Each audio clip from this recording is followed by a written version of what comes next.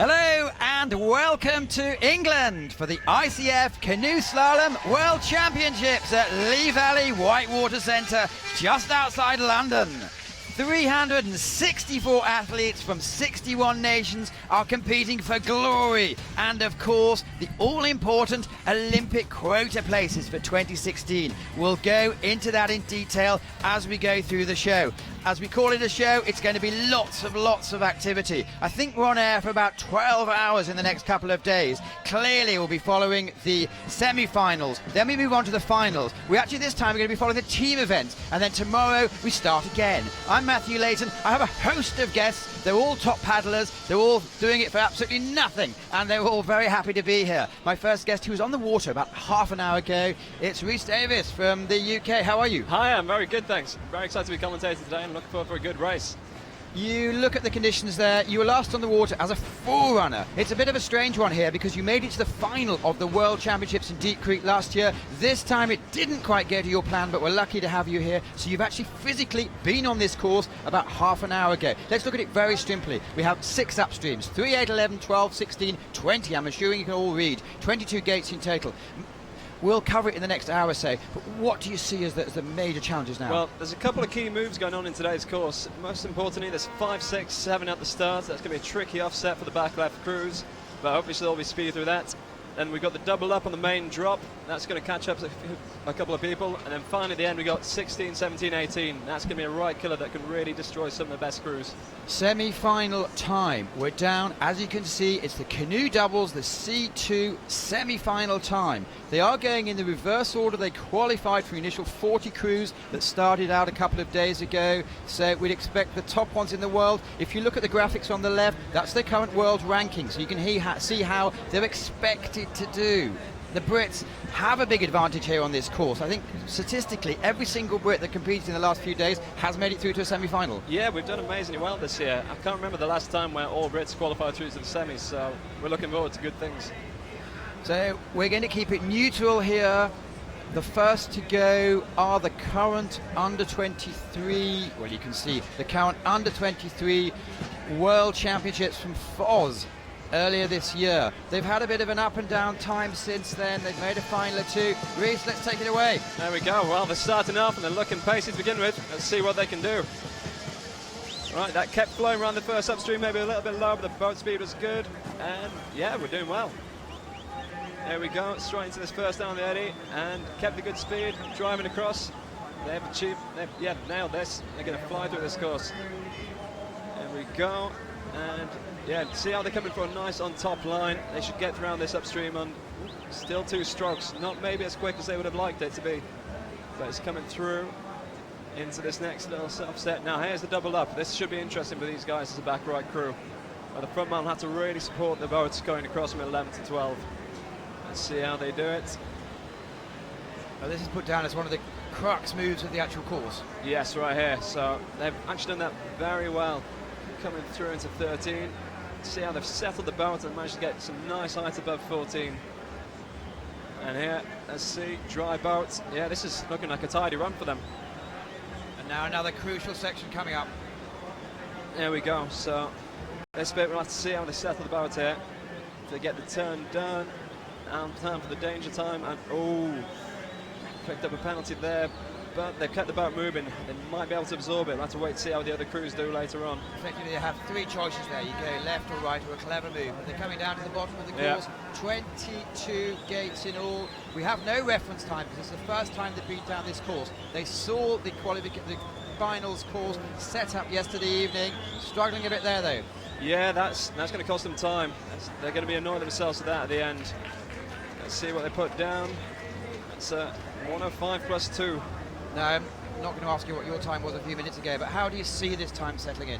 I don't quite think it's going to be quick enough today. I think the final pace is going to be around 102, I reckon. Looking from what the crews guys did earlier. 107, they've lost a bit too much time in this bottom section. Otherwise, it was a very solid run. Well, that's good news. If you're just tuning in now, we're going to be with you for a lot of hours to come. I'm Matthew Layton. It's Rhys Davis, who is a C2 paddler from Great Britain, and you were on the water as a forerunner around about half an hour ago. That's why we have all the latest information. It's the twins from from Russia, and they've made a couple of finals this year. They seem to be on the up. Maybe it's their coaches doing something for them. Yeah, well, they're working with Nick Smith, I believe, and yeah, they pulled out an impressive final out in Pole. So let's see what they can do today. Nick obviously has got a lot of experience working on this course, having coached Tim and Etienne back for the 2012 Olympics. Let's see if the good luck passes on to them today. So in January, 1, 2, fairly straightforward. 3, 4 again. 5, you have a choice. Yeah, 5, you have the option of going for a spin, but I think most crews are going to be going forwards today. Yeah, it's sort of, well, the spin I think is going to cost too much time, and a lot of these guys are very confident, especially with how tight C2 is these days. You've got to race to win or you're going to get nothing. And again, they've lost a better time at the top splits, but I wouldn't take too much notice of that. So these guys are a back left crew, and that first move is very back right biased. Let me coming in. Oh, an unfortunate touch on this up left here on the drop. Let's see how they manage with the cross. Oh, that's not gone well at all. That's going to cost them dearly. So what happened there? What happened there? They had caught the up. I think they landed a bit too much on the downstream edge and couldn't quite release the bow. It's important to kind of come up so you can drive back down on this to keep momentum going, and they just weren't quite in the right place. See where they are on the split. Well, they're significantly 6 down. seconds off. They're not going to take a medal today. No, they don't think today's going to be their day. Let's see how they manage this move, just as a reference for seeing the other athletes later on today, and oh, it's not gone well either. This is not the greatest run for the Ushakovs.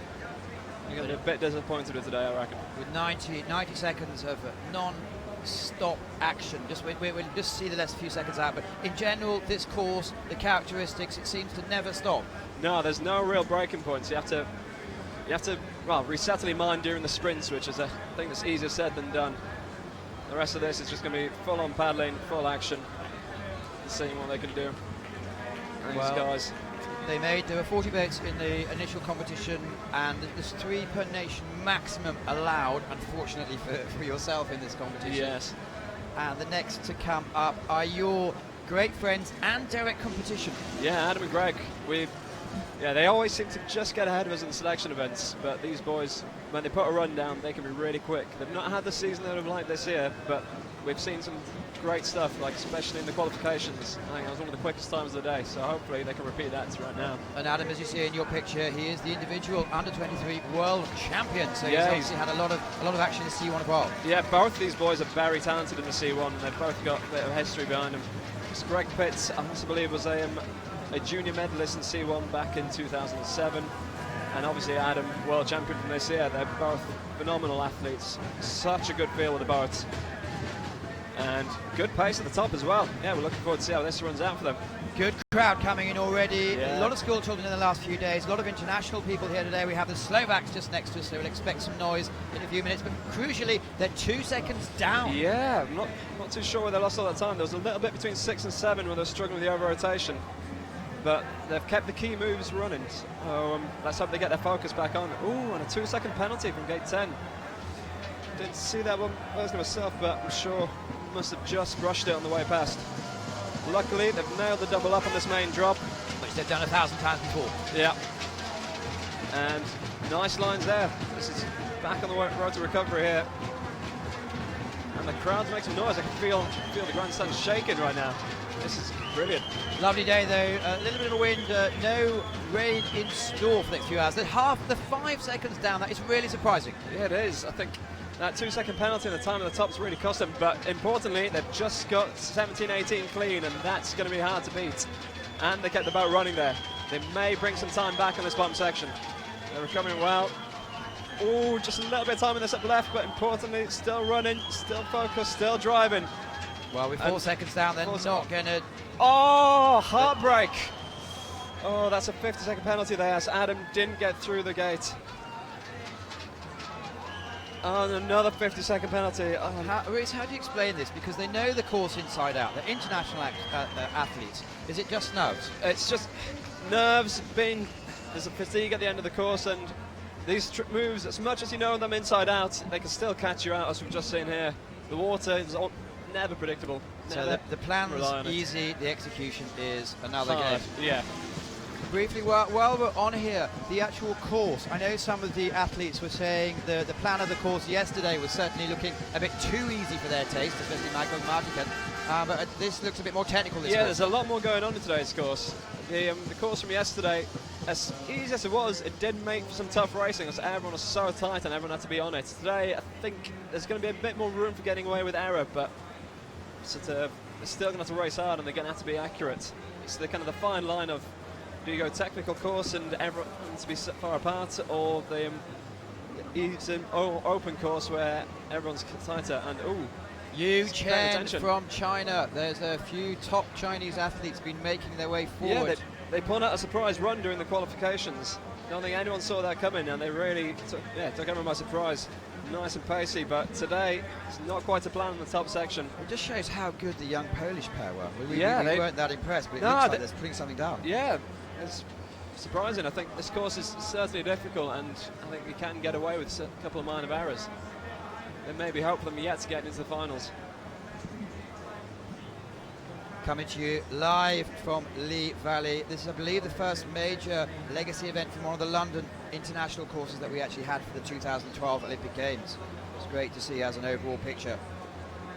Let's see how on the split. 4 seconds of penalties it's going to be, and they're quite significantly off. Yeah, they seem to be a good deal off at the moment. Is it 10 seconds? This isn't going to be their day. But the rest they can do now is just be professional, hang on to the rest of the course and please themselves in knowing they get the moves. That was done very well in 17-18. They can take that as a building point for future races. So Reece, just a brief recap. It's not only the World Championship glory here, we have Olympic quota places at stake. How does that work? We do. So I believe there's 8 places up for grabs today in between all the different nations. So yeah, everyone's going to be competing against each other, hoping to grab those precious places. And then there'll be 3 more available later for the Intercontinental Different Championships, and clearly 1 for the host nation. So if you are out of the top 8 nations in this competition, say only 1 representative per nation, you're going to have big problems. Yeah, you're going to have quite a big face-off. I think for us it's the European Championships in Liptovsky, where there's already getting a couple of upsets which you'd expect to see in today's semi-final already racing off. And yeah, it's going to be tough. It's going to be heartbreaking for a lot of countries and a lot of nations. A lot of hard work has gone in. Well, if you can tell these two apart, you're a better man than me. It's the Mullers, the twins, and they've been around the scene for many years now and have occasionally put forward some brilliant runs, often just coming short. Yeah, they can put down some beautiful things. I think they've fallen victim to a bit of inconsistency, but as we all say, if you can make the German team, you've already established yourself as being one of the best in the world. You just need to put it down on the race days. And that kept the boat moving real nice. They're off to a flying start right now. And look how they killed the over rotation quickly there. That's where they made their time up. And coming into this breakout, there we go. They're up on the split. I'd expect to see that. Coming down to this next move. Let's see how they keep the track in here. And again, just a little bit of slide, but ultimately still moving. It should be online for a good pace. Yep, nailed that up. Let's see how they deal with the cross. And coming in. Ooh. There we go. 1 stroke. Beautiful. They're on a flyer right now. Bit of an edge wobble here. Oh, let's see. Rescued and back online. Let's see how they get the refocus on. This is one of the important aspects of Canoe Slalom, especially for C2. You've got to be able to absorb any kind of errors and keep on going as if they don't affect you. Don't ever be distracted by your own mistakes. Well, they're 2 seconds down on the split. They're the 5th athlete to go. It's the Mullers from Germany. 2 more German pairings to go later in the morning. We're going to see 20 boats in action in this first semi-final. Yes, we are. And exciting at the moment. It seems to be the only clean run going down. This could be a first. That could help them quite a bit in this bottom half. And into this breakout. 1 stroke. That's going to save them a lot of time. That's what you want to see from these guys. Getting a bit surfed, but will they take this forwards? Very nice. Well, the time to go for is 1:07 to be first. Oh, they're going to break it. I think they're going to just fall short. It's going to be a 1:08. There we go. Let's see their pictures on their faces. I think they were a little bit upset. They did lose a lot of time getting surfed at the end, and that edge wobble at the top near on the way to 13. The advantage of looking at the Mullers is you only have to look at one of them. Exactly, only one name to remember. Well, the action's coming to you thick and fast from the Lee Valley course. There's been a lot of tension in the last few days, hasn't there? 'Cause it's been talked about for the last couple of years, and this is really the can you execute your plan? Yeah, this is the race, almost arguably the most important, stressful one of the year for a lot of competitors. It's a hell of a lot of people rushing for those Olympic quotas. Everyone wants them. Stefanski and Pokwala, again, a top team from Poland. These boys can put down some amazing runs. They always come into the top 10. They've been close to a lot of medals. I'll be very surprised if they don't get anything today. Been a bit unlucky this season. They haven't been quite on form, but today could be there when they bring it back. And here we see it, bringing off the quick forwards at the top, and nice. Yeah, almost no over rotation there. They're keeping the boat moving. This is going to be another contender for the splits here. See where they are. Well, they're even at the moment. They've had two finalists so far this year. In Liptovsky, they actually made the podium. Ah, I stand corrected. There we go. But these guys, they know what they're doing. And yeah, plenty of experience. I think they started just in 2009 after the Beijing Olympics, and they've been strong ever since. There they go. Beautiful cross into 12. Climbing a little bit just to help the cross into 13, because this is ultimately a tricky move for these back left crews. Let's see how they keep the control here. And nice. Boat's moving. Just a little bit wet there. That's going to cost them a bit of time. Yeah, they should still off the split of their compatriots. 2 seconds off. Yeah, those teammates have done really well. So the big picture is we need to have, or they need to have at least one Polish team in the top. But that's taken out the gate. We'll see what the judges decide on that one. It's just a 2-second penalty, but it could have been controversial. Luckily, it didn't look deliberate, but they did have to push one out of the way to get into it. And moving. How does this go? Nice. There we go. Kept the speed going there. Now there's the final sprint to the finish. Timing-wise, it's looking good. Yeah, it is. This is going to be a 1:06. There we go. Well, Poland initially, after 6 of the 20 boats down, they have first 2 places. Well, a bit early to see who's going to make the final, but it's so far looking quite good. Yeah, they can be happy that they think they've just qualified Olympic quota there now. So they can be safe with that. Now to wait for the other crews.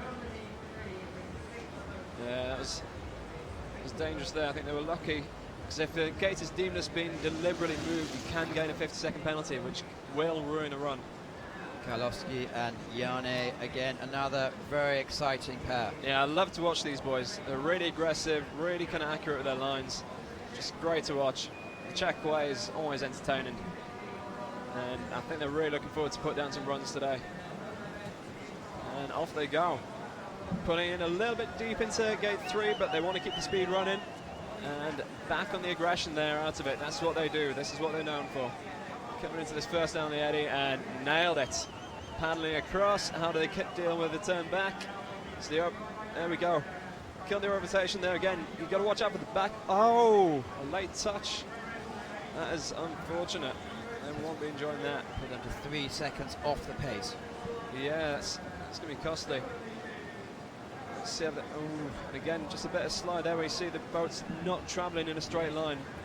That's going to cost them just a lot of time here and there, and it all adds up. But they have put it back into this, crossing the upstream. So far, having a staggering successful season, they've qualified for all 5 finals in the World Cup so far. Best result was second in Prague. Yeah, I think they did very well in their World Cup rankings. Were they in the top 3? I can't remember at the end, but yeah, they've been impressive this season. And yeah, as far as I've been competing against them as under 23 athletes for a long time, and they were always the guys to beat. Them and their teammates of Kasper Sindler. As we see, they've picked up another and another. It's falling apart. That is not what you want to see. But they seem quite quick. Yeah, it's still on the pace, but those penalties are going to be heartbreaking. Plus 6 seconds, you won't be able to recover from that. Not on this pace that C2 is at these days. But they have done this last move very well. They can be happy with themselves with this. The crowd is cheering them on as we're getting in the background. Still admiring their fight. About 4 seconds off the pace. Yeah, the time of the raw pace of 104. Well, that's surprising because they're one of the favourites, I guess. Considering the time they lost during the run, I think it's surprising how quick they were. But those touches, just a bit clumsy. They're going to be upset with themselves about this. It's all about Olympic qualifications, and the next guy is Compresi Ferrari. I believe they have Olympic experience. They do. They competed in the 2012 games. And can't remember how they did back then, but they've been stepping it up. They've put out a couple of finals. I think they've had a couple of qualification places in the top 3. So these boys have the pace. We've just got to see how they put it down under pressure. And they're off. Keeping the boat moving nicely. And there we go. Good contact with the first upstream. That's going to save them precious time. You've got to chase every little bit that you can these days. Coming across into this down the eddy. Let's see how they execute it. And again, very nice. Just caught up a little bit of a stopper there. It's got a tendency to change. It can sometimes be flat and let it through, and sometimes it builds up, and they were just a bit unlucky in the timing. But they're driving through, and yeah, the time. Well, still very much in touch. Yeah, they've lost a second and a half almost, but they can still pull it back. Time to be made on the bottom section, that's for sure. They just got to keep themselves focused, keep themselves loose, and be ready to react to anything the water gives you, because as we've seen, it is unpredictable and it can ruin your day and it can make your day. So far, 2 finals in the season. They're ranked number 22 in the world, so they'll be hopeful to make through to the final, but it'll be a little bit of surprise maybe. Yeah, well, these guys have the potential to do it. I'll never ever be surprised by any of the C2s in the semi-final. Every single one of them's got a potential for a final. I believe there was only 3 seconds between the first place and 20th place by the end of the day. So all these guys know how to win. We just got to wait and see if they do it. That looks like a nice line. How do they keep it going? Oh, just skimmed the touch, but otherwise kept it moving. That's gonna help them out a lot for this bottom bit section. Going into this last breakout, and just a little bit low, but as long as they keep themselves focused on this final cross, because it's very tricky for the back right crews to get themselves moving in 21. Have they got it? Oh, lucky. Good work on the lean back there. That's saved them a lot of time. Going for the sprint. They're going to be outside of the pace. Well, what we saw here coming down, we saw half a second here and half a second there, but about 4 or 5 different times. Exactly, and it added up and it cost them. And with that 2-second penalty as well, it's dropped them to 5th. So out of 8 athletes, 8 teams down so far, what are the key points? The key points will be, well, there's been 17, 18's cost a lot of people. The 13, 14, 15, we've lost a bit of time here, and most importantly, it's the 2021 is catching up a lot of these crews, especially the back right, where it's a trickier turn to manage. Will that be tiredness? It will be tiredness, it will be the trickiness of the water, it's going to be the unpredictability of it, and it's a harsh turn for the frontman. Second Russians down of the day, Kuznets off, Larionov. Yes, these boys, they got a bronze medal back in 2008 in the Beijing Games, and for the final, they certainly know how to put a performance down under pressure. Maybe not being quite on track these past couple of years, but we have seen plenty of finals. They're coming down into this first down in the eddy, and off and away. Let's see how this stopper works though. Ooh, just lost a little bit of time there getting surfed. Have to bring it back, get back on top of this next upstream to keep the boat moving around and get on the 1 stroke to keep the time running. 1.5 seconds off. They're going to have to work hard in this bottom section to bring that back. And with Nick Smith taking over for the Russian coaching system, it seems to be upping their game this season. Yeah, he's got plenty to offer. The guy has plenty of technical knowledge. He was very much, he focused plenty on the lines. He never used to at the gym back when he was an athlete. He focused just on what he can do and keeping the boat moving and good tracking and good strokes. I think he's trying to bring this sort of attitude onto the Russians, and it has been paying off. And now they're going here. Maybe just a little bit of time lost there, trying to settle the turn for 13. But they got it back moving. Are they going to do a split? I think they're going to be just off. I think that 2.5 at the top section is causing damage. And yeah, now we're 2 seconds and just a little bit time in this upright again as they stalled onto the entry. So at the moment the course is dominating the athletes. Maybe in the future there might be a course. I know there's thoughts about putting something together quite near to Moscow. That'll be interesting on the same model of this, see how that comes through. For the Russians at the moment need to train aboard most of the time. Yeah, they do a lot of their training in Pau. They've been going across to Dubai for the artificial course there. I think wherever all of the mainland Europe countries where it becomes so cold in winter, training becomes hard. We're quite privileged here in the UK. And well, it's a good time they're putting together. Yeah, they're coming in on a 108, 109, into 4th. With the quality of the teams coming down, it would be surprising if they come through. So far, Stepansky, Pokwala have put down a net 106.35. They had 2 seconds of penalties. Yeah. But there's no one's really, you're predicting 102, no one's really taken the course apart yet, have they? No, no one's fully managed to keep it running together. What we need is two individual C1 paddlers coming together with the backman powerful. Exactly, these boys, they're rapid. They take on their individual experience from the single boats and put it together in the C2, taking on that German kind of sense of just going hard, going fast. 4 years together now, and let's see how they can put it in. There we go. We know these guys have pulled out plenty of medals. They should be nailing it down, and again being back left. You see how they take on this move. Good acceleration away, good tracking around this. They are storming at this top section. Bring it in here. I think they're going to be up on the split. There we go, just up. Good call there, Rhys Davis from the GB squad. Well, so far they've made the final of the last 5 events they've entered. There we go, yeah, they're very good at putting down runs under pressure. They've been a bit unlucky in a couple of finals, but ultimately just really, really good athletes. They have a good feel for the water and a good kind of German style of just being able to be physical and still keep focused under that physical pressure. Let's see how they go with this. They maybe lost a little bit of time there, just a bit wet, but ultimately the boat's moving well, moving quickly, and they're up on the split by a second and a half. That's impressive. These guys are on for a winner. Well, they certainly have the fitness. Looks like they're going to put down the first top runner. Just caught in a touch there. I think they may be able to absorb it. We'll see how it goes. They have to nail this last move if they really want to get it in. Just a little bit low as the upstream. They've got to work hard. They've got to make sure they still climb up here to get the good line into 21. Caught on the stopper. That's not what they want.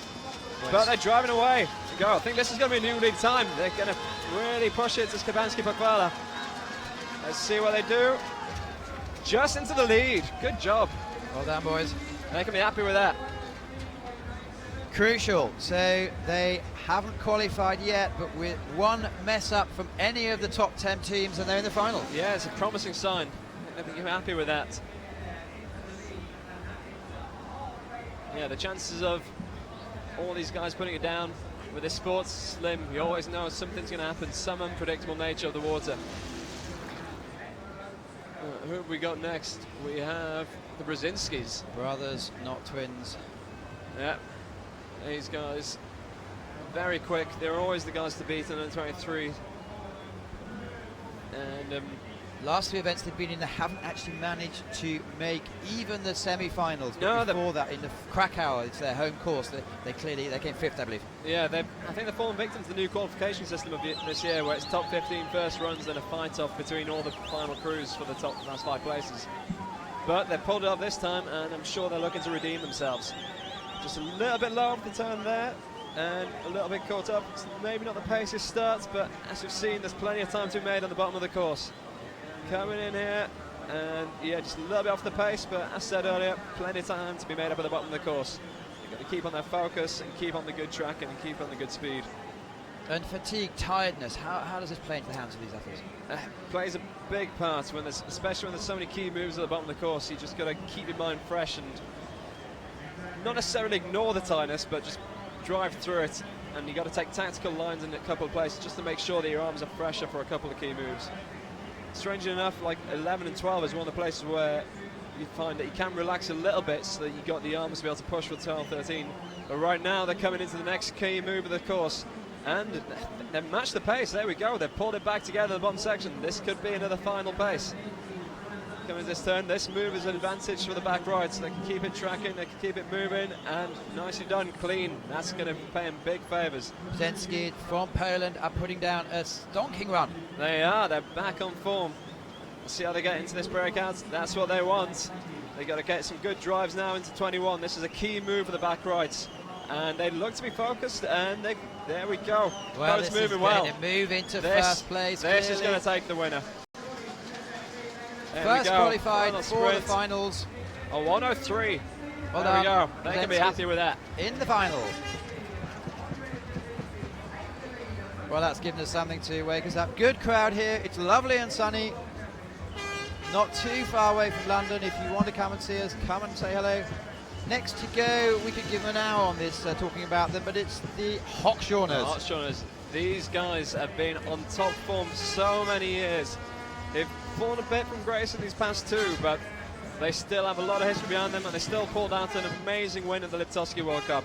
Pablo, as you see, the smaller, Peter the taller, wider one in the back.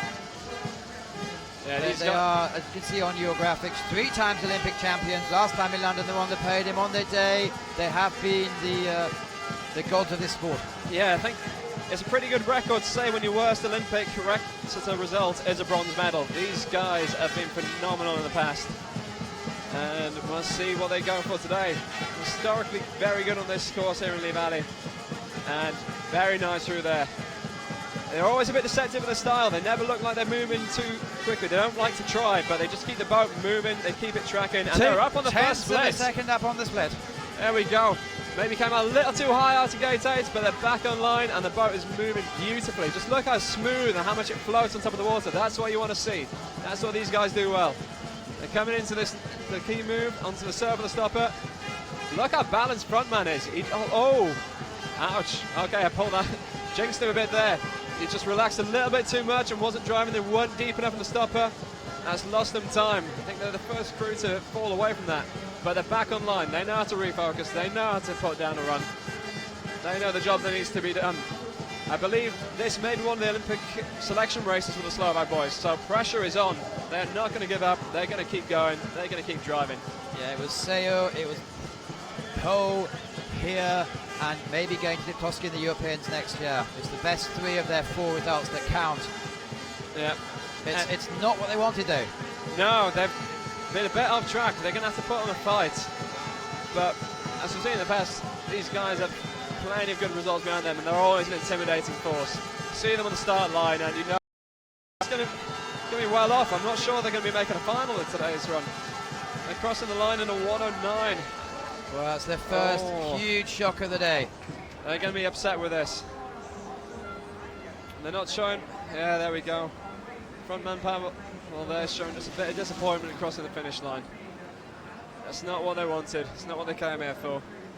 But it's the nature of the course here. It can catch anybody out, especially these guys. Well, not especially, even these guys with a history like the Hot Shunners.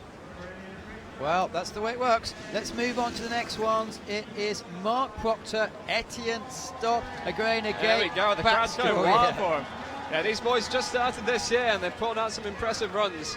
Etienne's had a bit of an injury niggle, I gather. Yeah, he's had a bit of rib issues throughout the year, but this course here, when you train here every day, it's going to cause some damage. It's so intense, so physical, you just got to keep on top of it, and luckily Etienne's a bit of a machine and he can keep himself on top of the rehab. Anyway, they're starting the course, they're coming into gate 5, nice in their way. Let's see how they treat gate 6. Good. You've got to get back, just a little bit of a rotation there, but still get the boat moving. I think they're contending for a good split here. How are they coming in? Well, 6/10 of a second up on the split. Yeah. Tim Bailey just commenting just behind us, looking a bit nervous. Yeah, it's his old crewmate behind him. There isn't a bit of jealousy going on, I'd be surprised, but now Tim retired, he was in a happy place, but I bet he still wished to be in the boat. Anyway, these boys are onto a good run. They're performing well, and both these guys, again, know how to put down a run, especially Etienne pulling out the gold medal winning run back in 2012, and Proctor with a history in his C1. Yes, this run's coming together real nicely. Let's have a look at the crucial split. There we go. They're in touch. One second off. There we go. Etienne and Proctor. Now this is the next team movement. They're going for a spin here. First crew we've seen over this, but it does make 18 softer. And I think they'd have lost time, but importantly it was clean. That's what they're looking for. They need to be 1:05.97 to go in if it's so far. And a slight touch on 20. That's going to cost them. Let's see how they keep on for 21-22. That's not what they want, just a little bit stally. They're going to have to drive hard for the finish now. Come on, get this gate clean. Sprint. 1:05 to go through, guaranteed. And rank number 2, they are qualified for the final. The final. Well Good done, work. boys. That's what we want to see. Not that I'm biased or anything right now.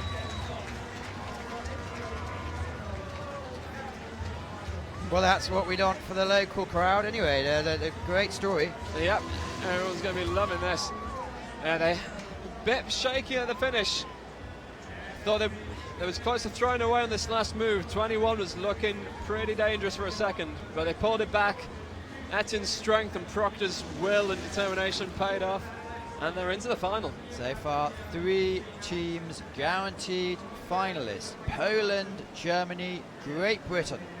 And next to go is a young German crew who looked very, very good at the beginning of the season. It's Berling-Becker. Yeah, these guys, I think they've had a couple of under 23 golds, and yeah, again, German crew, make it onto that team, you know what you're doing. Coming through, and yeah, nicely through on the top section. Coming into the next gate 8, we'll see how they're doing on the split. I think they're going to be just up there. Was that a touch then? Is it? Ooh, I'm not sure, I didn't see anything myself, but it might come in. There's a bit of pole movement, but the wind can do anything these days. And now we're coming into gate 11. Just a little bit lower around the breakouts, but as long as they keep it settled into 12, they'll be fine, they'll be happy. Driving around, and time for the cross to 13. Ooh, just a little bit caught up on edge. They're going to have to fight for this. Get off that crossbar, get on those sweeps, get yourself moving. That's what we want to see. They're coming forwards. I think they're going to be down on this split. Again, another water touch. Every jump you miss costs you about half a second. Well, but they're still very much in touch. They Just are. 1.1 second down back. Yeah, they've pulled it back, and here's the ski move. Beautifully done. They're going to be putting themselves back in contention with that. I don't think I've seen a crew do that in 17-18 quite as nicely as Berling-Becker did then. Time for the final move, and nice and tight into this upstream. Got to make sure that doesn't compromise them too much on the cross. Oh, that's heartbreaking to see. Just a little too much into there, Eddie. Come on, get back up, save that edge. Well, they're taking the 50's gone No, off. no, That's okay. I think there might have been a panic by the judges then. Here we go. Back across. Well, they move into 6th place. Crucially, that's ahead of the Shockshorners. Yeah. And it's just, so Germany so far 6 and 10. We do now have 4 teams qualified. Steppweiler and Pockweiler. Stefanski and Pockweiler have also qualified.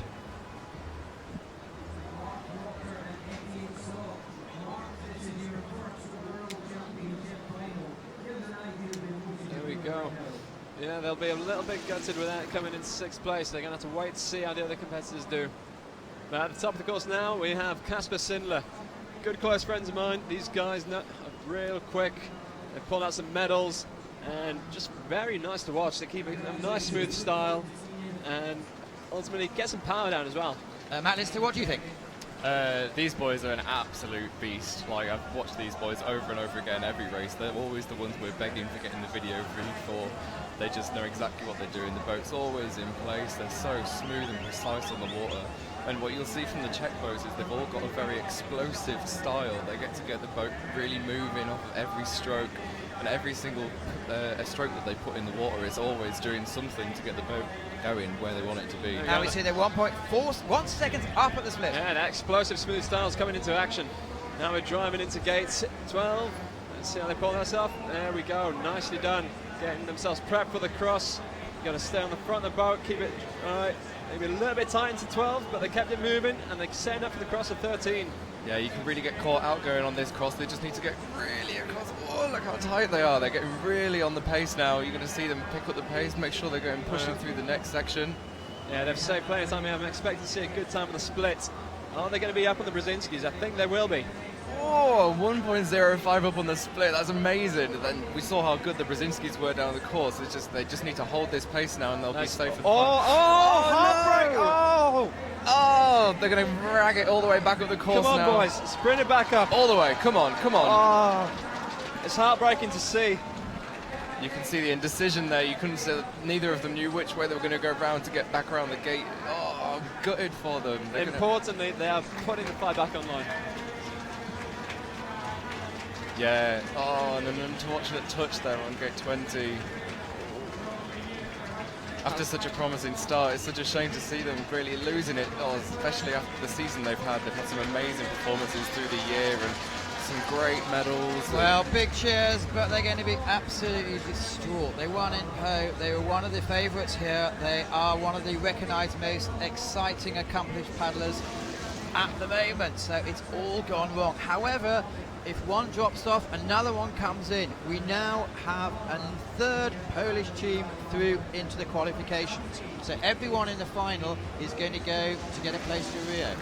Exactly. You just see the strength and depth that the Polish have. They're always a force to reckon with. World champions, it is Bosnia Italia, who haven't had a really good season so far this year. Not this year, but I remember from last year they did pull out the win of the World Cup here. And oh, that's a touch right at the top of the course. It's going to cost them. They're going to have to deal well to refocus here. Yeah, you'll see that Sasso in the front there has got, Luca in the front there has got a really distinctive style. He really leans out of the boat, sweeps and rudders. He's always right on the edge of of every single stroke you can get in there. It's very distinctive, but impressively they're only 1.7 down, including that 2-second penalty. So it's a very fast time so far. They just want to stay on the pace, make sure they've got a good solid rundown and they can get into this final. Yeah, and yeah, they're back on track. Kept the boat moving real nice around gate 11. Let's see how they kept the track at 12 and in and out in one stroke. That's really what we want to see. smooth. That was Really beautiful. You just see the mastery here. These guys beat us to the gold medal in 2012 at the European Championships. And they just, every single stroke, you just see the boat moving and lifting, staying dry on top of the water, and that's what you want to see from every boat. Because as long as you're on top of the water, you can see that you're not losing too much time. Ooh, but almost lost the curse. They lost time just at that very moment, coming low in 16. Let's see how they pull off 17, 18. Clean, that's the important thing there. Get it back on track. I think they're going to struggle for the lead time, but they still might be in contention for a final. What you need at the moment is at least 108. 107.03 will put you through. Yes, and so that's 3.4 down on the split if you want to get inside the final. There we go. They're in touch. You're going to have to sprint hard now. It looks like they're going to make the final. There we go. There we Fifth go. rank finalist, relief. I still remember the cry. We were sitting about 4 meters from them when they came through in Deep Creek last year.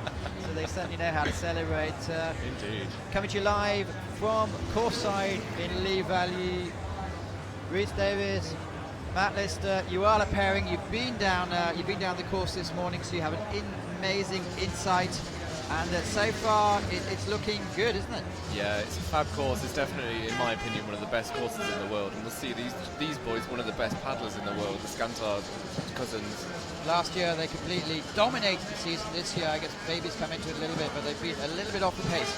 Yeah, I believe Backman Skantard's just had, his wife's given birth to a little child this year, so I think that's possibly keeping him busy. But they're back on track, and these boys are always a force to be reckoned with. Yeah, you can really hear the Slovak crowd going a bit mental. It's great to see that there's such a good foreign turnout at the race. And the Slovaks always know how to give a bit of noise for their boys. Crucially, they're just next to us. Oh, yeah. And, yeah, we're up on this first split, I reckon. Oh, no, just down. My bad. But it's tight. They're in line for the lead. Let's see how they pull out the moves here. Well, they keep the boat moving. Very nicely done. Coming in line into gate 12. How will they take this on? Yeah, they got a bit safe there, gone bows around. They won't lose too much time, but they really need to pick up the pace to make sure they keep it on track. Ooh, just a bit of a struggle there. The boat's stalling on the 80 line, but they're putting it back on. This is where the back rides can save a bit of time from 12-13. But, oh, what's happened here? Lost they've control. got on the left-hand side of the gate 13 there. They've got to paddle back for it, and they're throwing away time. You can literally hear the seconds ticking away as they're going paddling down the course. This is hugely crucial. Batic Kuchera didn't make the semi-finals. Hochschorner won't make the finals, and so you need to have a Slovakia team. But at 8 seconds off, it could be a huge change then. Yeah, I'm not sure they're going to make the final of this run. They're going to have to do something special down the bottom. This is going to be a big upset for the Slovaks if these boys can't pull something out, especially at the bottom, because we have 8 boats to qualify for the Olympic Games, or 8 nations to qualify for the Olympic Games. And currently they're going to be outside of that. Europeans are going to be fun next year. Very indeed. But then again, it's on their Oh home no! course. They're in. No! Come on! Good save. Good. That's what we're going to see. Oh, they're going to be absolutely destroyed. Falling apart. Dramatic rescue at the end, but well, it wasn't enough. that we can't repeat enough. That really puts them in a delicate situation for the Olympics. Definitely, but there's going to be some other nations in there that are going to be thinking, wow, we weren't sure if we were going to get a place here, but the big names, the Slovaks, who you thought would have been given that first place, haven't picked one up. Huge surprise coming to you live from Lee Valley. 3 more pairs to go, which means we do have 7 teams definitely qualified. Poland, Great Britain, Germany, Poland, Slovenia, Poland, Germany. There we go. And, yeah, your mates, it's Florence Hounslow. Yeah, these boys, incredible on this course, training it day in, day out with these guys. They will take seconds out of you from nowhere. They can keep the boat moving. They will keep it quick. They can accelerate. Dave being a powerhouse in the back and Rich's composure at the back make a perfect team. Yeah, paddling against these boys in training every day, you really understand the mastery they have on this course. They know every single detail of every wave. They're just constantly analysing exactly what they need to get out of every stroke, every move, every wave. And it just shows in their style. Look there, they're 0.7 up on the split already. And again, the Brzezinskis had such a good top section. You can see how good they are. Coming in. This is where I expect them to take some more timeouts. They are beautiful in these crosses, and I can feel the grandstand shaking again. The crowd is getting ready to cheer these guys on. They're on a beauty. So smooth. I don't want to jinx them, but they're on a really good run here. They just need to hold it together. There's nothing special they need to do now. They can just hold this pace all the way down. Nice. Look how the boat's just floating nicely, keeping it dry. That sound and speed's coming through. Just see Dave is an absolute powerhouse in the front of that Well, boat. 2 seconds out on the split. Oh man, this is beautiful. They're on a stormer. Oh, they're going to go for the safe option here, just so they can definitely get into that final where they can maybe take a little bit more time. I believe they took 3 spins in the Worlds in 2013 when they won, so it's a good tactic. These days, taking a spin is no longer a sort of a loser option. It's definitely, you can save some time with spins these days. 2 games to go, and they're going to really... Oh my God, they're absolutely killing this course. Every single stroke. There we go. Just for the 100 second. That was beautiful. Hats off to them. Hey. Masters. That's what you want to see. Well done. And Richard Hounslow has something quite unique. And if rugby fans out there are watching, but I believe he's the only active paddler who was at the 2003 World Cup final. Oh, I'm not sure I can confirm this, but well done to him. He was down in Australia on a training fund and managed to get last-minute tickets to go to the final. Oh wow, lucky guy. Anyway, let's move on to the action. We do have 2 teams to go, and they're both Frenches. Picot Bizou, who have traditionally not been the biggest stars in France, but they did take silver medal last year in Deep Creek. Yeah, these boys have got some serious pace on them. It's never really consistent, but when they put a run down, they are just incredible. Always sense there's a bit of rivalry between these boys and Klaus Pesch. They were both in the same age group growing up in the under-23 and junior circuits, and they can both fight it out. They'll be both racing against each other for that final Olympic spot next year, but right now they've got this job at hand and they're going for it. Great move there. Really good water. You see that wave there in between gate 5 and 6. It's really inconsistent. Sometimes there's a wave that catches you, and sometimes there's nothing there at all. And they were really Well, 1 second up on the split. Look at that. You can just see there's sometimes a little bit of luck really play in your favour in this sport. Yeah, you've got to take every little bit that the water gives you. And they have. Coming back in line just a little bit low into this breakout, but as long as they keep themselves focused and composed into this next move, they'll be fine. Very nice, super smooth running into 12 there, and as soon as they just get the exit, just holding the boat in line. They really saw the speed they carried into that breakout. That's going to pay them off well. I think they may be contending with Dave and Rich for the split on this next section. Yeah, look how dry they're getting the boat up on top of the water on every stroke. Again, look at this split. Ooh, just down on the split, but then you see how far ahead Dave and Rich were. They were 2.69 seconds up on the final split, so they've got a penultimate boat to go. Moving this boat. Oh! They're inside. It's all right. You can get away with that. They just need to get back on the pace, keep it moving. They've still got 7.56 seconds outside of that top leading time to get inside the top 10. Whilst it might not be a leading time, it should get the job done to qualify them into the finals. Just a point to look out for. They need to be better than 1:08.52. Oh, and that was another touch. Could we see some repeat of the French at the Olympic Games taking up those touches and pushing them outside of the medals? Well, they made it. They're just inside. Qualifies the finals. It means that the Hochschorners are out. Hochschorners are now in 11th place with 1 boat to go, and so no Slovaks in the final, which is, we are hearing absolutely nothing from next door. 2 years ago, that would not have been the case, so the Slovaks are dominating every race all the time. This is a real shocker today to not see them make it. But if it's the first 8 teams that go through, we have to do some advanced mathematics, but I think they're probably okay. They could, yeah. We had 8 nations, and I think the only 2 nations that would be outside of that right now would So be... yeah, the Hochschorners are 3 because the French is not going to knock out. We can only have 1 Frenchie, 1 Poland and 1 Germany, and we have 3 Polish and 2 Germans. So if you look at my calculations, the Hochschorners have claimed a quota place for Slovakia. More importantly right now, let's get to the top of the course. Klaus Pesch coming down. Very dramatic, these guys. Keep a lot of speed and arguably dramatic on and off the water. They know how to put on a good show. Yeah, they're definitely great characters on the scene. Everybody knows these guys, and they're currently running the I Love C2 campaign to make sure that their class, the class that they love, is staying within the games, so all 5 classes can get to the Olympics. Beautiful in that top section there. I think they're going to be... There we go, second up on David Ridge. You just saw how the boat kept moving downstream, didn't stop anywhere, didn't over-rotate. That's what we want to see. Driving in through 10. They're online. This is a beautiful of a run. It's not too tight into 11, but it gives them the option to get a good exit out and across into 12. Very nice. Nice and smooth. Just get back up to the top of the water here so they can cross. Oh, don't fall off the back there. That was very risky. The water off the back of that drop can really flush you away quickly, and you'd have to run in for a second-hand spin. Yeah, they had to be reactive on that, but they got away with it. They did lose a bit of time on David Ridge, but they're still in contention for the final. Yeah, they're only 2.18 seconds down on that halfway split, so we're still in touch by a good 6 seconds. And I think they can make some time up here. That's the most direct line I've seen going across the 18. They went straight across the top of the middle. That's real pacey. I think they're going to save some seconds there. How will they do this? Beautiful. Very nice. Oh, and an unlucky touch. Oh, almost exactly the same number as they did in the Olympic Games that pushed them down from, I think they would have been in 2nd, and they went down to 4th. But they're back on it. Sprinting hard. That's it. They've made the final. They've done their job. Okay, let's do some mathematics here. We have 8 countries that qualify the quota places, so let's go through them. We know that GB have 1, Poland have number 2, Germany have number 3, France have number 4, Slovenia have number 5, Slovakia number 6, Russia number 7, Czech Republic number 8, Italy number 9, and China Number 10.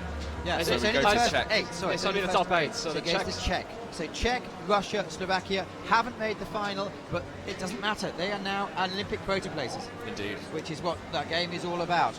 So now, especially when they go back to their home nations and they go back to their selection races, they can battle it out between all their crews. The Russians have got 3 good, strong crews. The Slovaks have got 3 good, strong crews as well. Czechs have 55 crews. Yeah, the Czechs. Let's go through the details. Czechs have an absolute army of Florence athletes. Hansley take the first position. This is semi-finals. They qualified in the last to go in the finals, and you can read as well. Poland, Germany, Germany, France, Poland, Slovenia, Poland, France, Germany. Exciting stuff here coming to you live.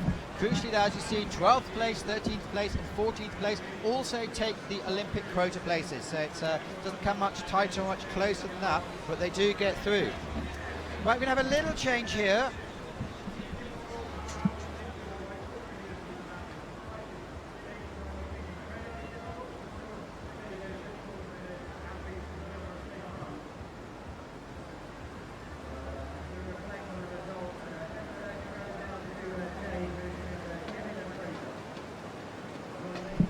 Coming to you live. We're just having a little bit of a change. Reese, thank you so much for your duties. It's really, really kind to come in.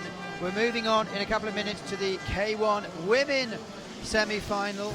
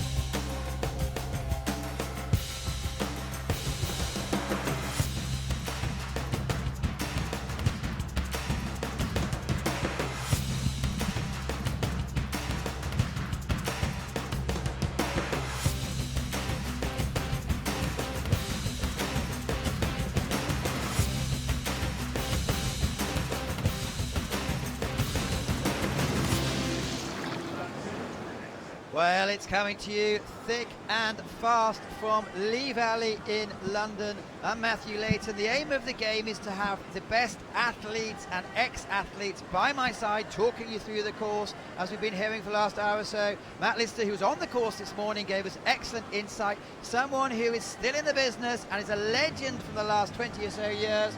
Scott Shipley, how are you, and welcome. I'm great, thank you. I'm so happy to be here, and today's race is so exciting. There's so much energy down here at the Lee Valley Whitewater Center. It's an amazing thing to be a part of. Well, you're not a bad kayaker, so hopefully you can give us a bit of insight into the kayak women's event, which is going to start. We'll follow the graphics in a couple of minutes' time.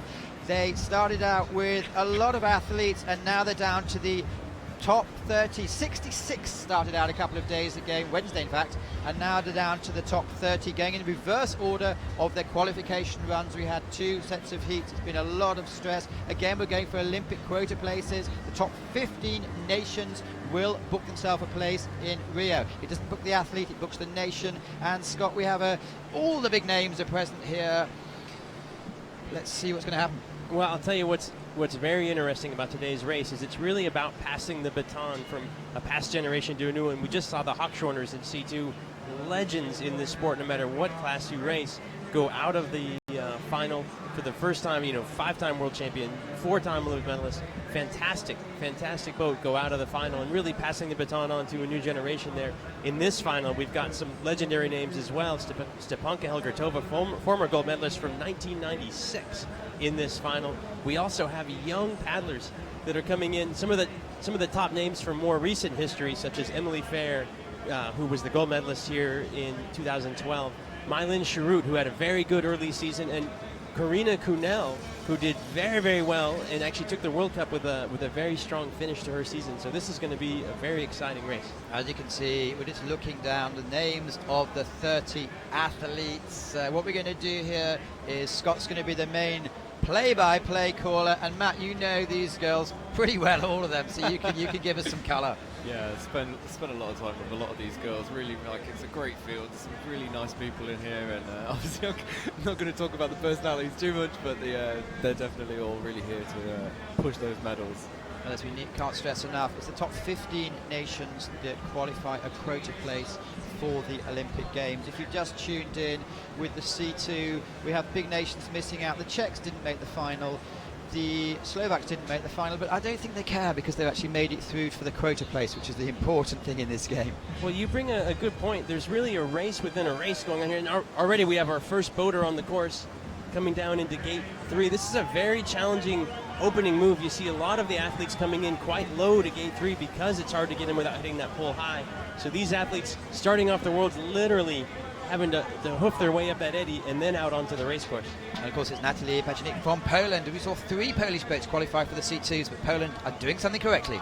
They've got a very, very strong program and some great athletes in this class as well. We'll see where she comes out, but she's having a good run on the early part of this course. Yeah, Natalia here, she took the semi-final win in the Olympic Games here, so she really knows this course. She's been great on here in the World Cup as well, so she's really been a promising prospect. Tremendous amount of pressure on her to win that semi-final, go into the finals in first place in the Olympics. I can remember her coming out of that gate and thinking, what a young, amazing athlete to be in this position at this point in time, and hopefully she'll have and she's having trouble here now in the 13-14 maneuver. That's going to cost her some time, and she's got some penalties on the board, so I think she may be in trouble as far as getting through to the finals this time. If we follow recent form, she's actually only made 1 final so far this year, and it's home course Krakow, so she's not at the top of her game at the moment. No, not at the moment, but sometimes it takes these athletes a little bit of time to run into their season. Sometimes it takes them a little bit longer to, some people peak at the beginning of the season, some people peak at the end of the season. It's looking like Natalia's having a bit of a rough time today, though. Well, and this pressure, this added pressure to these World Championships is these athletes need to perform here if they want to go to the Olympics. It may not decide who races for their country, but if Poland wants to be in the Olympics, we need to have a Polish lady who does well today. For sure. You can see just getting caught on the back of that stopper there. It's such a tight line between getting too far and not far enough on the back of Big Ben. One of the interesting things is she goes towards the finish line. I think she's going to be back a little bit in time and back a little bit in penalties, so that's a tough run for her. She'll go into the lead by nature of being the first boat, but one of the interesting things about this final is it's a much, or the semifinal and finals, it's a much more difficult course than what the ladies qualified on. And so we're going to see a different type of athlete, I think, performing well in the semifinals and finals than we saw in the qualifiers. And also, it's quite rare is that they haven't had 2 or 3 days to watch all the other competitors, because in the World Cups, clearly, as going on the Sunday, they have a chance to watch the others. Here, some of them might have had a glimpse of the C2s, but it's you don't get the lines of the men, and the men are looking forward to watching the lines of the women. Right. Yeah, there is a real advantage there to see where the other mistakes are. It's an advantage to have qualified well, because the people who are starting at the end of the class can warm up, get out on the bank, watch these girls as they come down in the early going of the course and see where they're having trouble, see what the best solution is for some of these tricks that are out there. Carole Basili from France. If you're in the French team, you're a top paddler. Say hello to Nuria Newman, who missed out on the top lots today, but as a former vice world champion, I'm sure she'll be back soon. Slightly off at the split. She's just down there by 0.14, and you see that Natalia didn't have a very good top section there. It's a shame to see Carole not getting that same speed and the pace that she's normally putting down. She's a really strong, powerful paddler, and she does a lot of work within charities as well. She's let me and Reese stay in her apartment through the year for free. So you call that charity? She's definitely one of the most selfless people I know. I'm really, really rooting for her today. Well, and one of the sad stories for the French team, they just recently had a teammate who passed away in an accident back in France, and so they're coming right off of a tragedy amongst their own, and then coming right to these World Championships, and I got to believe that that's affecting some of these athletes. Well, significantly up at the split at the moment. Yeah, she's really getting the boat back online now. She's super smooth. Oh, just as I say that, she gets a little bit caught up. I'm going to have to keep my mouth shut if there's a paddler going really well. Well, and I think that's a move to watch. The 16, 17, 18 move was very decisive in the C2. You see some of the athletes coming through there very, very quickly and very, very cleanly. Other athletes going a long way around and then struggling to make that final gate in the combination, gate 18. And so, yeah, for sure. Me and Reese were trying on the yesterday in the forerunners, and it's such a tight move. You can just, it's really, really, really. Well, given a 50 on 21, it looked close, but it wasn't close enough, and that's a huge disappointment. Well, and we'll need to look at the video on that. As you know, the athletes need to get their entire head into the gate, and so we'll look at the video replay, and hopefully we'll see where that pole went across her head. But if it's not in, it's a 50-second penalty, essentially eliminating her from the competition. Well, 2 athletes gone, 28 to go, and someone called Hilga Tova's coming up next. Just from your era. Yes. Hilga Tova has had a long run in this sport, one of the great athletes of all time from this sport, and she continues to perform year after year. You see her having good results, continuing to make the very, very competitive Czech team, and she's strong out of the starting gate. I believe the only current athlete who's been to all Olympic Games so far. What's amazing is there's so many athletes taking penalties on the top part of this course, and it really leaves you with a struggle as you go forward from there. So she took the high-risk maneuver, tried to get high into gate 3, took that 2-second penalty, and that's going to cost her as she goes forward down the course. Now she's going to have to make up that time. There you see she's 0.51 seconds up on the split, even with that touch there. So she's almost 2.5 seconds faster than Carole and Natalia as well. And she is very quickly into gate 11, 2 strokes out of there. This is a course where precision really matters. How fast can you get in and out of the ups? How well can you get across the hole jumps in the crosses that you have at 17, 18, as well as from 12 through 14? And she's gone a full spin at 13. Yeah, again, if you don't quite get the sweet spot on the back of those drops, it really, really pushes you away. You just have no other option than to take a spin. I'll tell you what I noticed in the C2s, and I think we'll see it again in the ladies, is that the British have this course down pat. They're very, very efficient as they go back and forth across these holes. I think these are moves that they've done in practice, given the amount of time they've had on this course. It's really paying off in terms of results and in terms of precision on this course. Step banker Hilga Tova's putting down a solid run. As we saw at the split, she was 9 seconds up on the game. Wow, and she is very quickly into gate 20, heading across to 21. Some of the top athletes, including the top French C2, having trouble from 20 to 21. And Stepanka bobbles a little, but she's very quickly off to the finish line now. Yeah, I think she's going to go into the lead with this time here. You can hear in the background strong Czech contingent cheering her on, and she does go into first. Almost 9 seconds. What's difficult to tell at this point, because it's so early going, is that run fast enough to get her into the final or not? Matt, in general, people talk about comparing the C2 times with the K1 time. Is that fair on this course? I would say on this course, because it's such an open course, then yeah, there's no real places that a kayak could turn the boat a lot faster than a C2, because it's quite open, but with slight tricky technical areas, it would be a very sort of, it's going to be quite head-to-head with the women in the C2s. So we looked at around about 108, which was sufficient to qualify for the men. So it's going to be close. Now we go back to Victoria Uz from Ukraine. What's great about this sport is it's become a much more global sport than when I raced. You see so many more countries racing than traditionally raced, and the Ukraine has had some great results in the past 2 days. For sure, and Victoria Us, she's been paddling quite a lot in C1 as well. Doubling up between the two classes, I think, has really brought on both of her classes. She just seems to be getting real more in contact with the boat. She knows a little bit more about the sport. She just seems to be a little bit more comfortable with herself. And she takes the conservative move across from 4-5. You see some of the athletes making that very quickly, very concisely across the river. She, by nature of doing that full spin, has a safer run, but not quite as quick as the folks who go direct.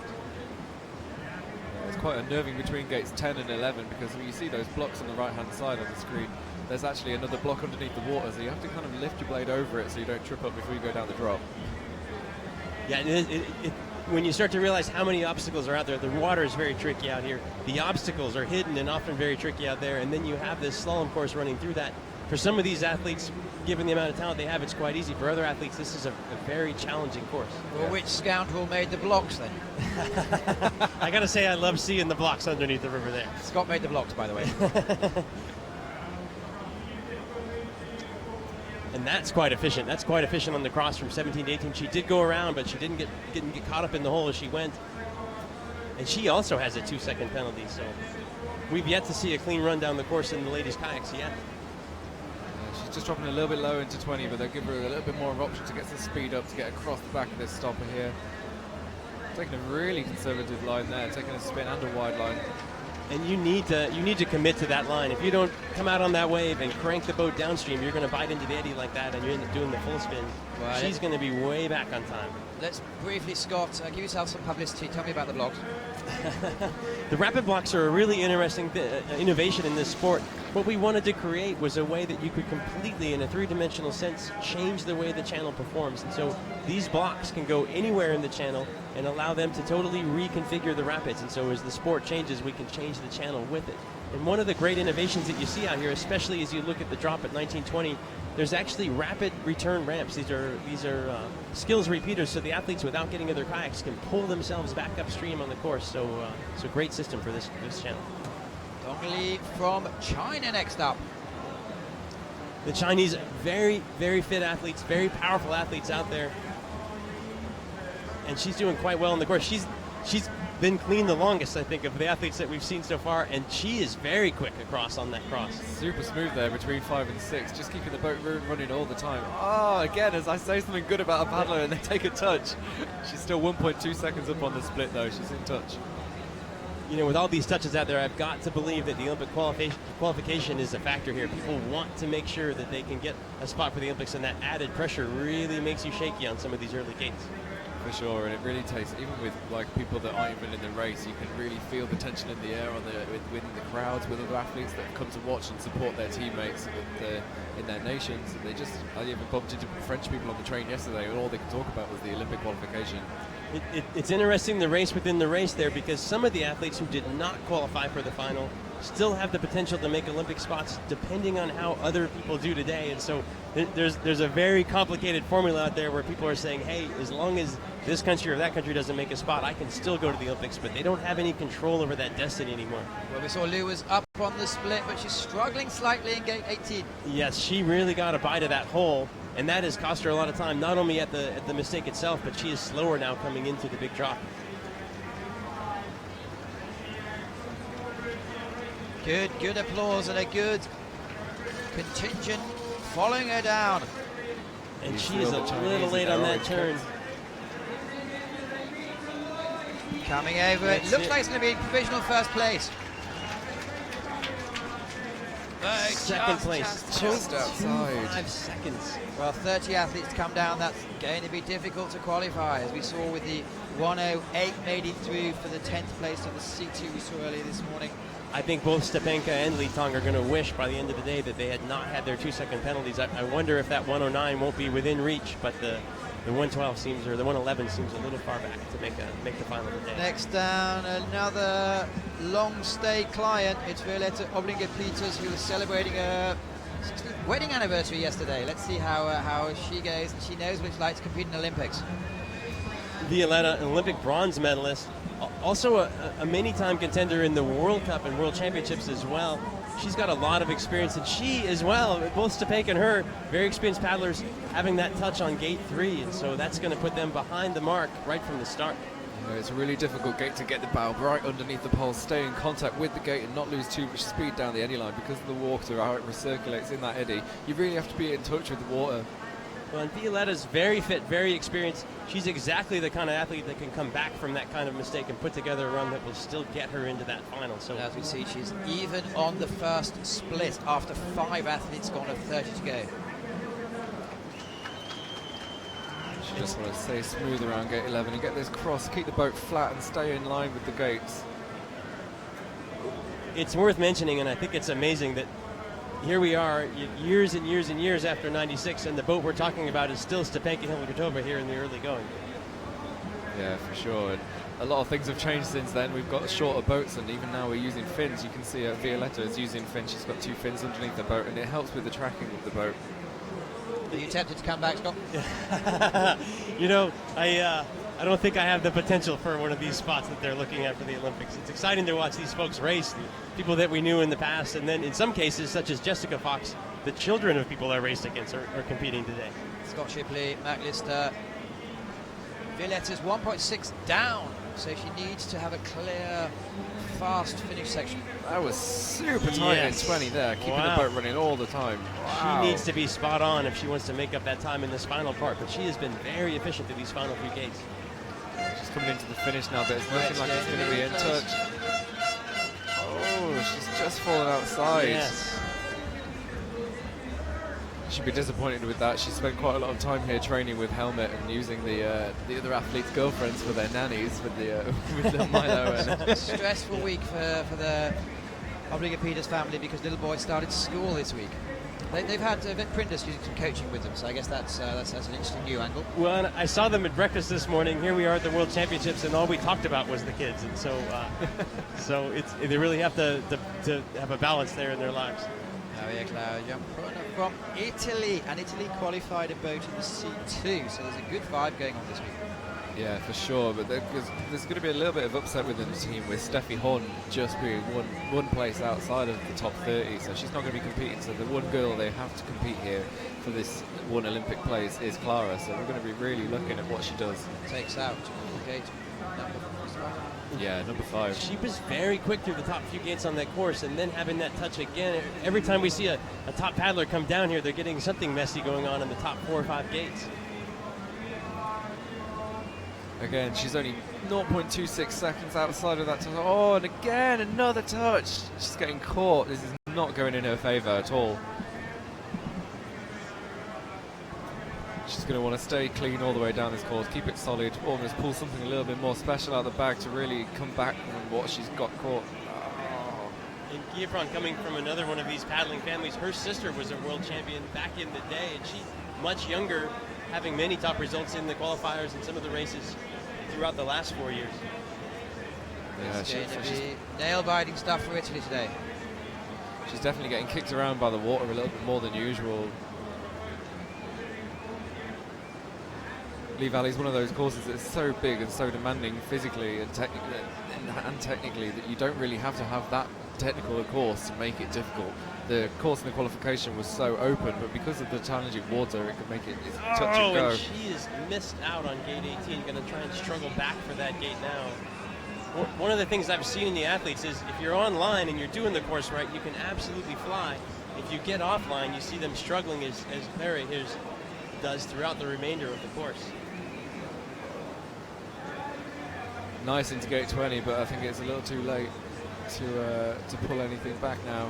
She's going to be going for just get these last few gates and get it sorted.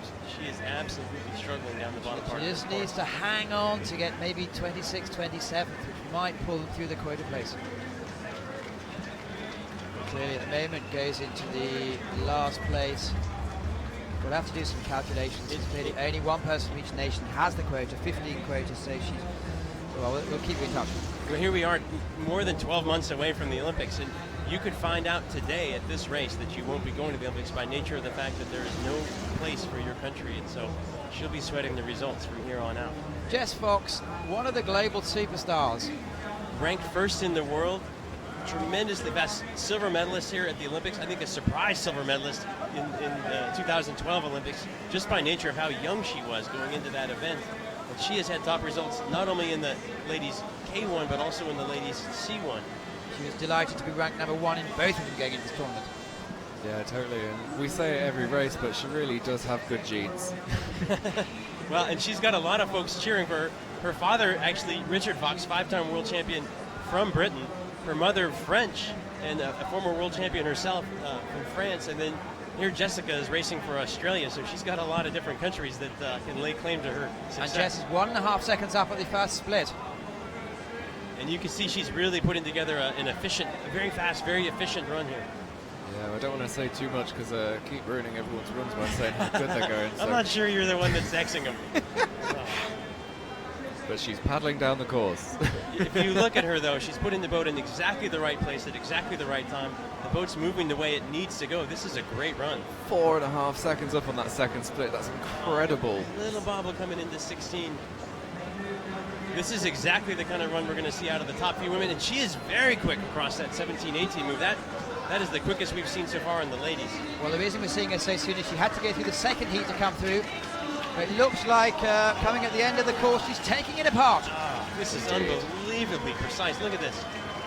And she comes around. You see her commit to that turn for gate 21, very quickly back towards gate 22. This run is going to go in the lead. Jess Fox from Australia has taken the course apart. Absolute world-class performance there. 7.13 seconds. What an amazing lead. Well, that gives the lady girl something to think about. I'll tell you what it does by putting that mark on the board. It starts to tell us where these final few ladies down the course are going to set the mark for that 10th place position. If I was Hilger Togeda, if I was some of these girls in the early running who ended up at that 112 mark or later, I would be thinking it's going to be hard for me to sneak through into this final. And if you're listening in from Australia, hello to you. Jess is available for corporate inspirational speaking. Book early because she does have a full agenda coming up. What a sensational run. That was amazing. Goes there from Spain, who normally enjoys herself an awful lot at sail. Let's see how she comes today.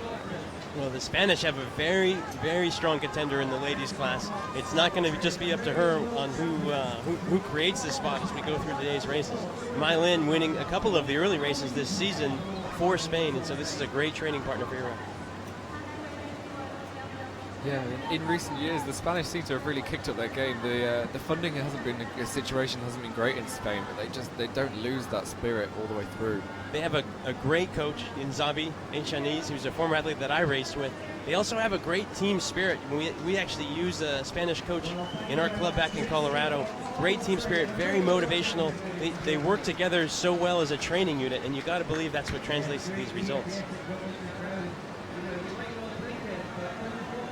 And she's very tidy from 11 to 12. Yeah, getting a really good high line out of 12, so she can come down on this right and left-hand side to get through 13. Oh, and she's taken an early spin. I'm not really sure she needed to do that, but I guess she wants to keep it nice and safe and make sure that she really gets as good a position as she can to run into this final. I suppose there's some stress on here because Marta Martinez didn't come through to the semi-finals, so they only have 2 Spanish in this semi-final. One of them needs to perform if they want to go to the Olympics, but when you look at Jessica Fox coming down this course, very efficient, and she committed to all of these moves so that the eddy couldn't spin her out the way it's been doing to Irina.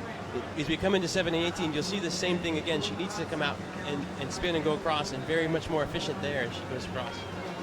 Yeah, just as I was about to say, she seems to have picked this with this bottom course again. She's taken a touch in gate 20. Oh, and look at this. Oh. Almost a legend. Maybe costly errors because the time is going on significantly. You don't need to worry about how far it is off the lead. You say second position is 1:11 and she's down from there.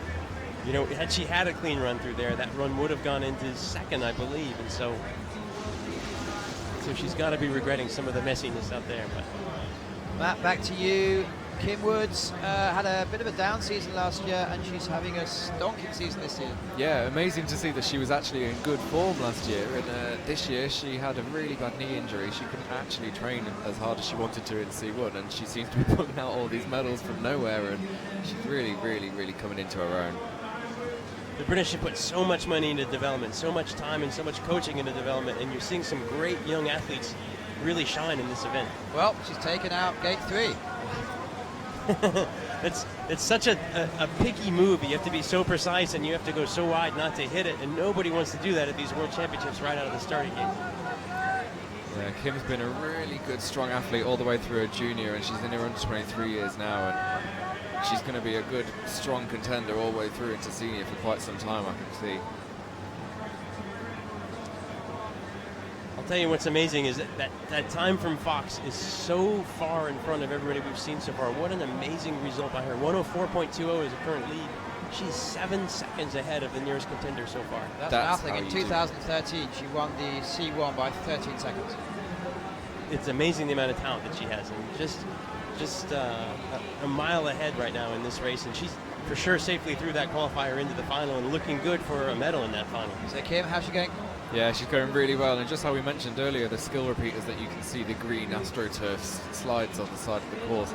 Kim has been doing nothing but going up and down those with her coach this year, with Craig Morris, and it really showed through gate 11-12 there. Again, through gates. Kim is really keeping the boat moving in this bottom part of the course. She's picked up 2 touches, but it's not going to cost her too much. She's got real good pace on her. She just wants to... Oh my God, she just got another touch as I said that. All right, that's it. I'm going to say anything. You see her, the British in general are able to cut these lines so much tighter than other people are. This is going to be a very fast run. Those touches are going to hurt her. Side, but it's looking very, very go fast. into second place. Look at the speed she had there. 3 touches and she's only 2.3 seconds down on the split. That is amazing. Her pure time was 100.64. She took so many risks out there, cut that course so tight. You see a very fast time. 6 seconds of penalties are going to hurt, but I think she is a contender for this final. She's in touch there. She may be. We can see how there's still another 20 boats to go, because Kim won that second run in the qualification by quite a reasonable amount. But just going to have to sit and wait. Don't predict. Iva Tečel from Slovenia, huge talent, been on the scene for the last 3 or 4 years, has a couple of major wins behind her, and is not scared of big water. No, Eva spends quite a lot of time over in Tarsan in Slovenia training, and that top drop is a mean feat. And she's made it around that gate 3 that's gotten so many of the girls so far. Eva's had quite a good, strong under-23 and junior career, and now she's heading into seniors. She seems to be she's slowly picking up the pace with her performances, but she's just... Where the last 2 performances in Seyo and in Po, she was 4th and 5th, which is where she wants to be. Exactly. See how this top split looks. Very good. Very good indeed. Wow. You can see the pace is really, it's cranking up, isn't it, from the early goers? As one would hope. Slovenia has such a powerful program in this sport. It's a relatively small country, but tremendous amount of interest in this sport. Some of the times when we raced there in the 90s and into 2000, 80% viewership on the TV for the events that we held in Slovenia. And we'll hope to see Kauser coming. Oh, she's taken out a 2-second penalty. Kauser's going to be competing tomorrow. Nearly missed his run yesterday. Well, and Kauser is such a great story. He had a dislocated shoulder at this venue, came back and recovered from that injury over the course of a year, and then won the World Cup this year on his first year back from an injury. So tremendous. Struggling here. She's back on track now. She just wants to keep the boat running, keep moving, keep on top of the water, make sure she really nails these last 4 gates.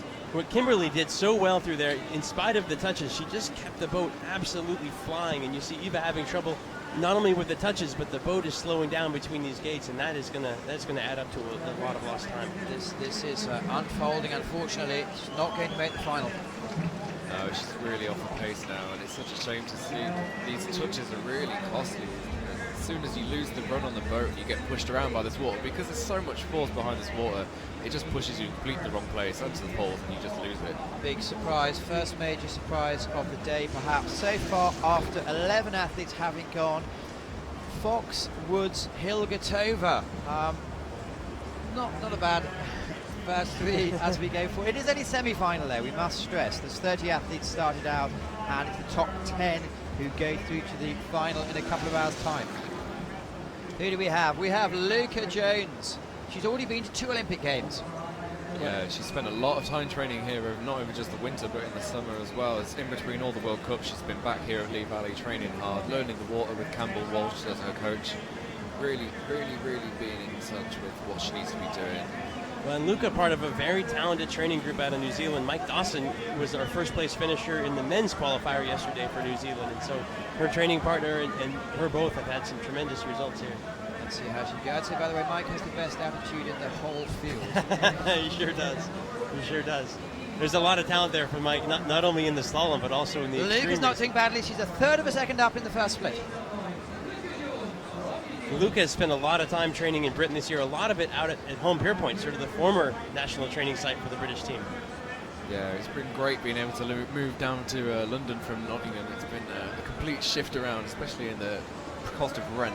For And that was very quick across from 11 to 12. super smooth, look, just on top of the water there, being really in line, precise of where she wants to be. She's catching an edge, just coming into gate 14, she's back on track. The trick to that 11, 12, 13 is just to be aggressive, and she pauses just for a second and takes the 2-second penalty. Yeah, she's picked up with a 2-second penalty just on the outside pole of gate 13 there. Oh, and she's a little high in there as well. It's amazing the number of penalties that we're seeing today. It's a very... Super tight on 18 there. That was very, very close. She's really cutting the lines now. I think she's really picking up the pace. She wants to... Oh! Well, she pulled that out. Look at that. Good save. And she needs to be aggressive through this gate. Oh, and she again has the spin. Well, she needs to really go for it. She needs to be effectively better than 110. Fourth place. Moves into 4th place. She's going to leave some regrets out there, unfortunately. Yeah, you can see how disappointed she is in her face. Just see We still have body 18 language. athletes to go. A wait and and see she's game at this point. Ahead at the first split. The interesting thing here is there is this mark that is you got to make top 10 to get in the final, but there's also this mark of you got to do something to get into the Olympics to create that spot for your country. And so Luca's now looking, not only do I make the final, but is there a spot there for New Zealand? Can I race in these upcoming Olympics? And clearly it's not the first 15 positions, it's the first 15 nations. That's where the math gets tricky. That's where the math gets tricky. Well, let's see if Alexander Perova, how she goes. So we saw 2 Russian teams in the C2 who've qualified themselves as a spot for the Olympics. Let's see how Russia go in the K1. She's sisters. She's very quick on top. She has Another touch on the outside pole there of gate 5. There's loads of touches on the outside pole of gate 5 going in, and quite a few on the inside pole of gate 7. You know, I gotta believe the coaches are on the radio right now talking to their athletes and saying, hey, watch this top part. It's very tricky. There's a lot of touches. Keep it clean. I was walking the course with Jörg just before the actual race, and he said 5 gives you choices, and that's possibly a problem. Yeah, as soon as you have choices, that's when it starts to kick up in your head. You doubt yourself. You think, what's the fastest line? Where am I going to make the most time? But then you have to also think, what's a safe line as well? What am I going to be able to pull out of the hat? Well, she's only slightly down the split, but we have seen 4 seconds of penalties coming up. When you see that some of the top girls like Jessica, they have that experience, they have that race head on them, and they can say, hey, I'm going to go around gate 3, I'm going to take my time and come out of it with speed. Other athletes cutting it tight on that move as well as the 4-5 move and getting that penalty right in the early part of this course, and that puts the pressure on the whole way down. And interesting enough, Jess Fox, who was leading, was the only athlete so far to go through clear. Indeed, and you can see that the pace that as Alexandra up until this point was putting down was very decent. She was only 5.7 seconds off the pace, but now with this all paddle falling back, it's apart. really costing Really her. falling apart. Well, you can see her teammates running her down the course. She's lost a little time in gate 20 as well. Yeah, just running, slipping a little bit low, not quite having the contact on the blade as she crossed the eddy line. It is such a tough course. Once you're behind the game, it's hard to get back on that line, get back where you want to be, put together a good run. 120 provisionally moves her into three athletes behind her. So this could be That's a tough place to finish. This could be interesting in the qualifications. We're definitely seeing the deck shuffle from where they finished in the qualifiers. For sure, and like you were just saying about how it's difficult once you've lost that line, how difficult it is to get back on it. But not only how difficult it is, but how much energy is lost during trying to get back on that line. And as soon as you lose that energy, you don't have that reserve in the tank for later on in the course. You just saw that in the bottom section where she was making more and more mistakes. They just kept coming. Aki Yazawa from Japan. And she's into that gate 3 as well. Taken out gate 3 as well. I'll tell you, the most exciting thing out here is Kimberly Woods. She had those touches, she made those mistakes, but she kept the boat moving, and by nature of going so quickly, she's still in second place with 6 seconds in penalties, only 2 seconds behind Jessica Fox, the Olympic silver medalist. So what an amazing run for a very young athlete out here. And not only just Kim from the British team, but we've got 2 other amazing British athletes coming down the course. They all know this course really well, like the back of their hand. And there's a lot really still to come. Interesting to see. Yeah. Fiona Penny in particular with the silver medal from last year's World Championships, and she trains here every day, twice a day on the water, and she knows it instantly. We're going to be turning your mic down slightly when she comes on course, but let's concentrate on Japan. Yes. And Yazawa has penalty trouble as well. 4 seconds in penalties there, and also going for the spin on gate 13. It's going to cost her time. Well, you can see it's going to be significantly slow, unfortunately. I felt when we were doing the forerunners that this course is a little bit more challenging than the qualification course, but from watching these women going down, it seems that it's a lot more challenging. Maybe me and Reese were just having a very good run. Yeah.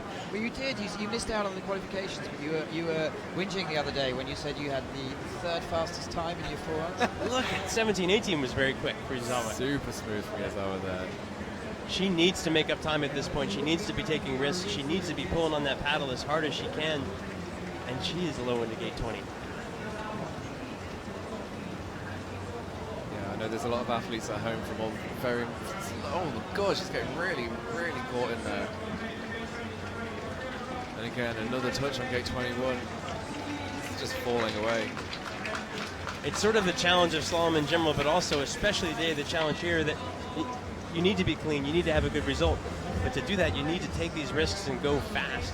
Keep yourself off the poles. The athletes who are going conservative seem to be getting pushed around on this course today. Well, she moves into provisional 11th place. Scott, you're a brain. It's the first time I've ever seen all 13 athletes have gone from different nations. That is amazing. You know, we talk about how many countries are in this field. Tremendous amount of diversity out there, but a tremendous amount of successful athletes from all of these different countries. And Czech Republic starting now. This is Stepanka Hilgertova, who's sitting in 3rd place, teammate getting on the course. Yeah, Veronica was brought in the last minute after her teammate Karolina Galushkova dislocated her shoulder in exactly the same place and in exactly the same way that Peter Kauser did in 2012. Peter did it last year. Yeah, that's it. Sorry. Time flies. Yeah. Look at the power that Veronica's putting into her stroke. She's absolutely hammering down the top part of this course. 2 seconds dead down on the split, and that's with a 2-second penalty, so she's bang on the pace. She just needs to hold this together. And maybe coming in at the last minute, there might be less build-up of pressure. But I have nothing to lose. Yeah, totally. But less build-up of pressure, but then less insight to the course, less time on the water, and she's just going to be basically, she's here because she's been brought in as a reserve, and she can go out there and prove exactly what she could have been as the 4th boat. It can be successful at times. Sean Pierce, world champion in 91. His first races in 1990. He only raced that World Cup because Dave Crosby didn't show up late, and then Sean won that race, his first race on. And so sometimes you see great success from being a replacement athlete. Well, 5 seconds off the pace, which is not too bad. Not too bad, considering the pace that Jess is putting down in that first run. She was just a powerhouse. You can see that Veronica's really struggling with a few of these strokes, but she's keeping the boat moving. She looks a little tired, to be honest. She came out very strong at the start, very powerful at the start, and now you see her struggling a little bit as she pulls on the paddle. You need to pull that bow down right when you come out of gate 20. She'll have to go for the spin. That was a very late call on the spin there. I would have gone for a spin a lot earlier. Yes. She's having to have a paddle back now. It's really costing her. And she needs to get moving. Again, another boat pushing outside of the 120 mark. Yeah, well, I say Hilgetova is so far holding the flag for the Czech Republic. She's in third place. And we move into ninth place. I've got to feel that she's frustrated by that run, but what a lot of talent for a very young athlete there. She's really got a feel for this sport. Talking of young athletes, it's Lisa Leitner, whose brother's not too bad either, from Austria. Who's junior world champion last year. And she's hit gate 3. It's amazing how many athletes are hitting gate 3. If I was a coach in this game, I would be up in the starting gate right now telling my athletes, go around gate 3, stay away from those poles. Is absolutely catching everybody who gets close to it. It's one of those gates that even if you do go bows around, you can lose. You can go all the way down to the bottom of the eddy. So it's such a fine line between bows under and getting clean, bows under and hitting it, or bows around and getting the contact. But she's really in touch with 2-second penalty in the first split. Oh, and just as we say that, she picks up another 2-second penalty on gate 9. This is nervous going out there today. A lot of touches. There'll be a lot of other girls sat waiting on the start line thinking, oh, there's been a few touches. I can maybe go for a few safer lines now. Yes. Well, and normally you'd say 4 seconds, you're out of the race, but right now second place has 6 seconds in penalties, and so 4 seconds does not put you out of the running on this course. But that was local knowledge, and Kim was extraordinary in 100 seconds. Indeed. I've got to believe the coaches are excited about Kimberly as a talent in general, and very excited about where she's sitting right now in this semi-final. There's a lot of really young, promising paddlers coming through GB at the minute, like Kimberly Woods and Mallory Franklin as well, both in kayak and C1. Very quick from 17 to 18. Super smooth around the curl. It's amazing when you nail that move. You are way ahead of. It's so quick and so efficient. And if you have just a little bit of trouble, it seems to lose 3 or 4 seconds right there. Dude, one wrong stroke in there, and like you say, you can lose 3-4 seconds. Even if you miss 18, you end up losing in 10 seconds as you paddle back around the gate. I'll tell you what I'm also seeing is this 20 to 21 move. If they take the risk and cut it tight, they make a tremendous amount of time. If you go wide, you just end up wasting all that time on the eddy. Well, Lisa Leitner moves into provisional 7th place. Only half of the field has gone, so 15 more athletes. One would imagine it's going to be tough for her to qualify. Yeah, I'm not sure that's going to be a good enough squad in time to qualify. I think we're probably going to be looking around the 109 mark at this pace. Well, 109 or 108.50, as you know. But Scott, your first impressions? You happy with your blocks? You happy with the course? Very happy with my course. Very excited about where this race is heading. We're seeing a lot of different results from what we saw in the qualifier. Jessica Fox, who had a lot of trouble in the first runs of the qualifier, now sitting in the lead. This second, third thing is more interesting to me. Kimberly Woods, very young, first world championships, very exciting athlete sitting in second, and then Stepanka Hilgertova in third, who's been literally on that podium since 1995, 1996, and so huge age difference there. Second Chinese athlete down is Lu Li. Yeah, Lu Li got the silver medal here at the World Cup last year, and it was a real surprise for her and a surprise for quite a few other athletes in the field, but even since then she's been putting down some really good fast performances. And she also has a touch in the early going. It's just amazing, athlete after athlete coming down and getting a touch in the first 5 gates. I thought she won last year, but that's another story. Let's see how she goes. Well, initially 4 seconds of penalties.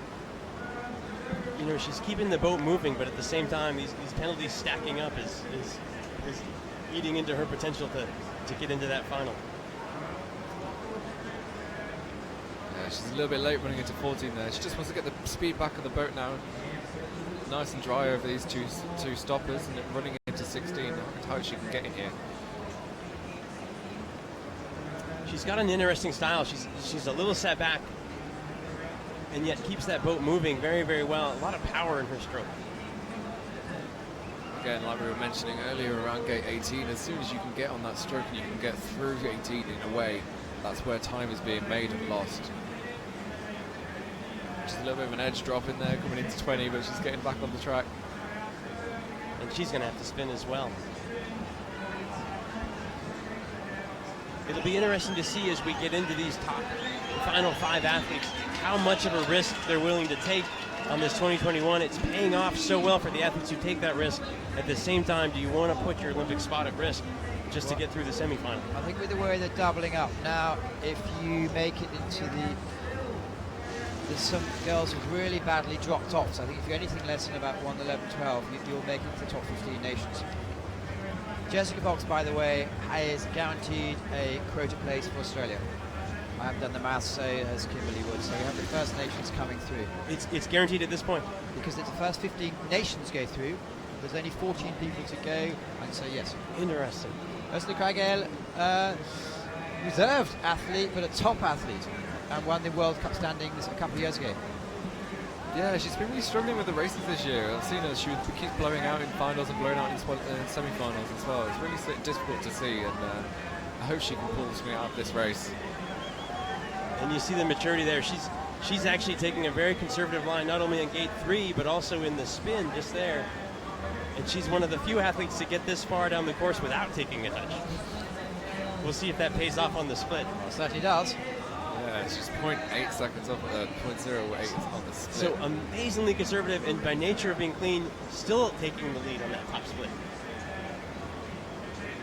It's all about the risk in this sport. If the risk of not taking the risk sometimes is more of a risk than taking the risk. Matt Lister from the UK. Do the math on that, yeah. But crucially, she's clean and she's fast. She's very tidy. You don't see anything spectacular here. You see very good slalom, putting the boat right where it needs to be. Nothing spectacular, nothing high risk. And does she have a touch? Yeah, gate 13, she just brushed on the inside pole on her bow.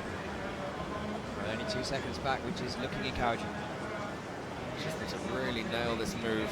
Well, look at that boat keep moving. Up on top Keeping of the the wall, boat going. super dry. Again, nothing spectacular, just very, very good slalom. Yeah, that's the nature of this sport. Look You at don't that. have to be that fast as long as you're putting the boat in the right places and you're dry and on top And of the she's water. risky there, and it pays off. Oh, no! Doesn't play off that well. She should have kept going with it. She was in the right place. I don't know why she went for that second she B flag. needed to go for it. Well, it looks like she might have miraculously come away with it She's and moves done it well in with third this place. run. She's done well with that run. Will that be looked at closely by the judges, or do you think she put the whole head in? I think the video judge might want to have a look at her half head potentially on gate 21 there. Because what we saw a couple of times in Litovsky earlier in the season was the head went through, but the boat wouldn't go through, which Indeed. confused a lot of people. Right.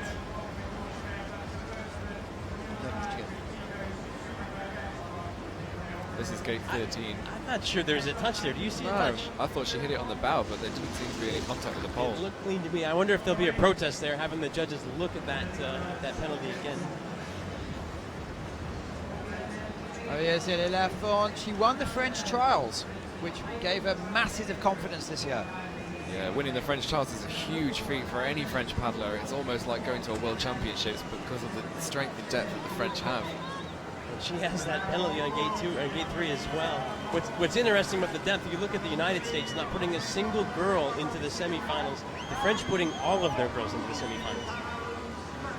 Yeah, well, there's also, I would say there's probably another 5 or 6 girls that could have made the final back home in France. So you almost see in the men's final last year in America that, was it 5 or 6 of the boats were actually French, but 3 or 4 of them paddling for other countries. Well, I'll tell you, the penalties are adding up for Marie as well. You can almost discount gate number 3 because they all take a penalty. Yeah, exactly. Yeah. Let's just raise the poles and give everybody 2 seconds. Yeah, luckily they adjusted it from where they first set it before the demo runs went down, and it was right at the top of the eddy, and it was almost impossible to get out without touching it. Right. I've been in races like this before where there's a tricky move at the start. You have to slow it down. You have to be precise and do that. And some of the athletes can handle that. Other athletes, they just need to come out of the gate fast. They need to sprint into that first gate, and it costs you on gates like that. It'll be interesting to see how it dictates or changes in the final. I'm sure the men have noted that. Yeah, she's 5.77 seconds down on that second split. Oh, and she's tight into 18. It's so hard to stay clean on this course, but I gotta believe that 4 seconds in penalties is gonna cost her. That was nice.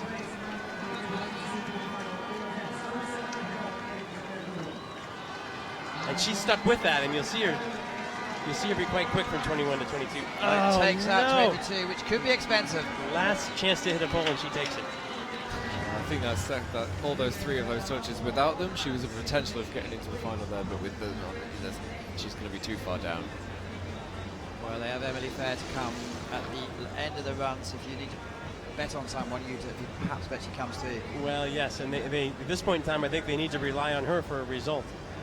As we see at the moment, Jess Fox is leading the ball, 104.28 clear.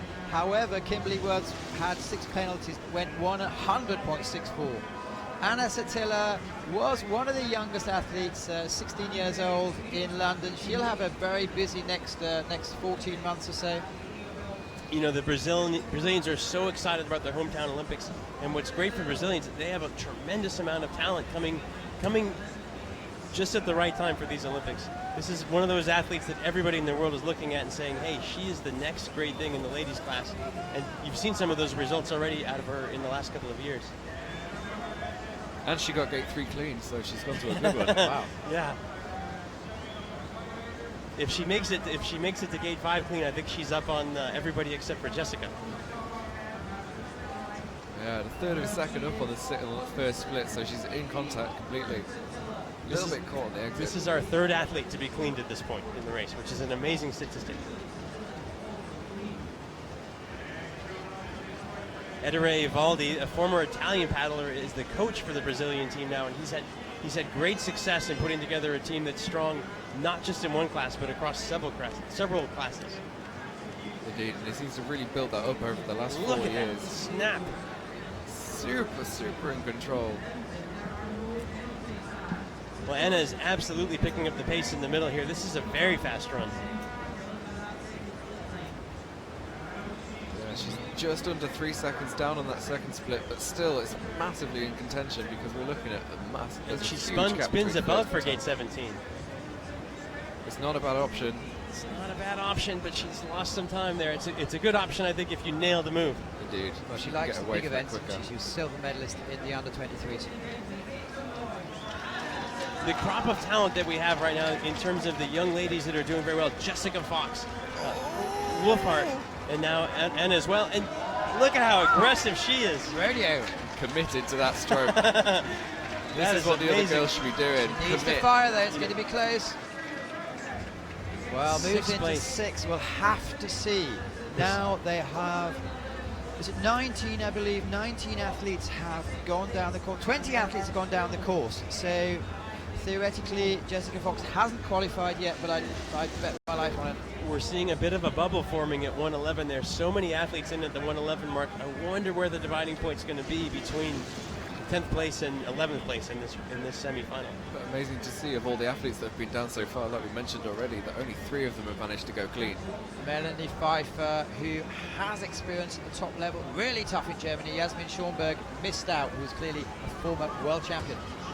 Well, and Yasmin, I believe, won a race this year, and then not racing in this World Cup, in this World Championships this year. Melanie actually won the pre-Olympic event on this course, and so someone who's done very well on this water in the past.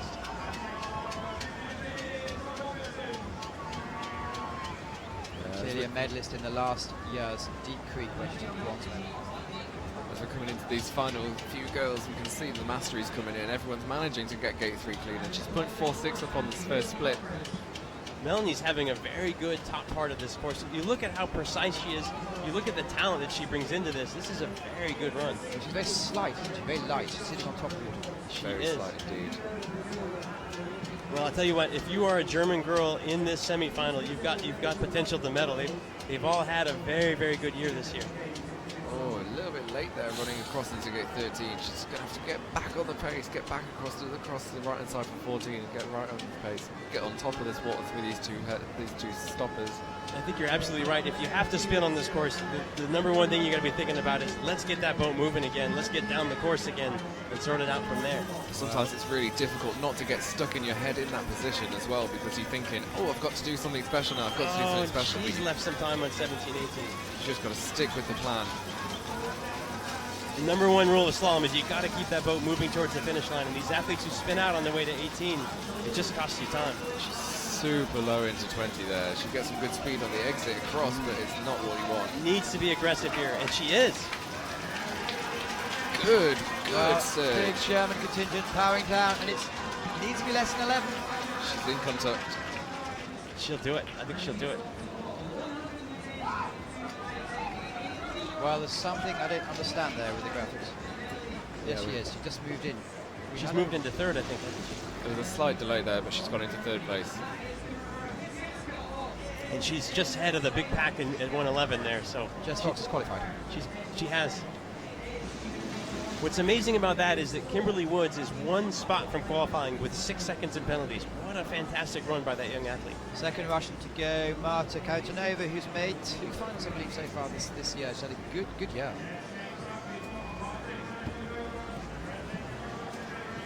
So Melanie will go into that final if she beats just 2 of the remaining athletes. And from what we've seen so far with all the other girls coming down, it's such Oh, no! Oh, again! There's such a fine line between getting these touches. You never know what's going to happen. But if you look at the pedigree of the last 9 to go, that they're all amazing athletes. Legends in this sport. Yeah, you wouldn't count on any of them to have a slow run. That's what I was trying to say.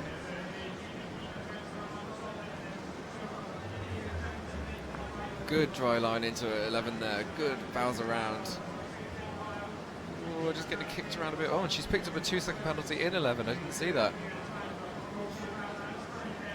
Oh, no.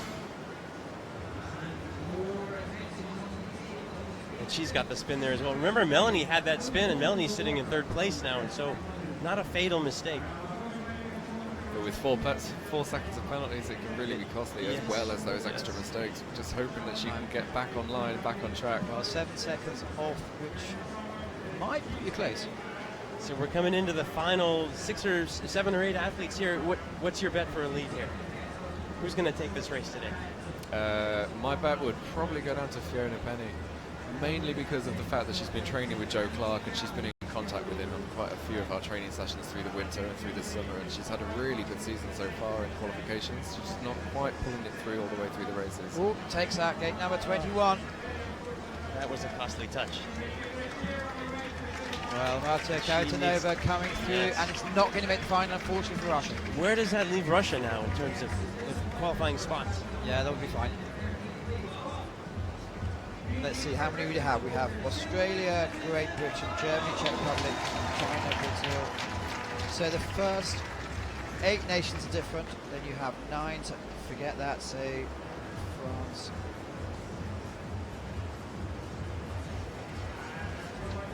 Provisionally she goes to the 10th nation, I believe. With how many athletes to go do we have? We still have 8 to go, and was in the Olympics but didn't feel her potential. No, she just had a few costly mistakes, and it was the touches that kept her out of that final, which were really disappointing for Lizzie. But she's Has injury problems, but now back. Is she back to her best? Oh, definitely. What I love about this venue is when the British athlete comes down this course, you know it. This crowd is absolutely chock full of British fans, British spectators, and you can start to hear the noise build up as they come around that corner. I think everyone who is here, we're all here in London 2012. That was extra special. But here she goes. Matt, you're too nervous to speak? Yes, I'm actually shaking at the minute. Yeah, I really want these girls Only to do well. 1.8 sitting after the split. She is so quick in this top part. Yeah, they just know this course like the back of their hand. They train on it every single day, twice a day, for hours on end. And you can see that knowledge coming into play. Look at that, super tight round, bows around in 11, but then still keeping the contact into 12, super smooth. What was interesting about 2012 is the British didn't get that much more training than the other countries. No, At this the point in course time, is so though, new. so many years, 4 more years of training for these folks as a home course. Yeah. She is flying down the course. Massively Still good 2 touch. seconds up. Wow. And she's absolutely pegged that upstream. There's this key move here. She's got to get that contact on the stopper. That is fast. Super smooth. That is very fast. Very nice. Hey, look at the chair. Even that Listen, moment. Carl's the chair. You can see the people running, the amount of people running down with her today. Oh, that's not good. Come on, Lizzie. She's in great shape, though. She's in great shape for the semifinals. Unfortunate touch there on the shaft and gate 20. This And then run getting is really falling apart, deep. though. She needs to make this direct. Ah, Is that another touch on 21? that was a great run into that final move, and that final move has cost her dearly. Well, Still moves into third place. three. Yeah. As Into soon the as she final. realises she'll be fine.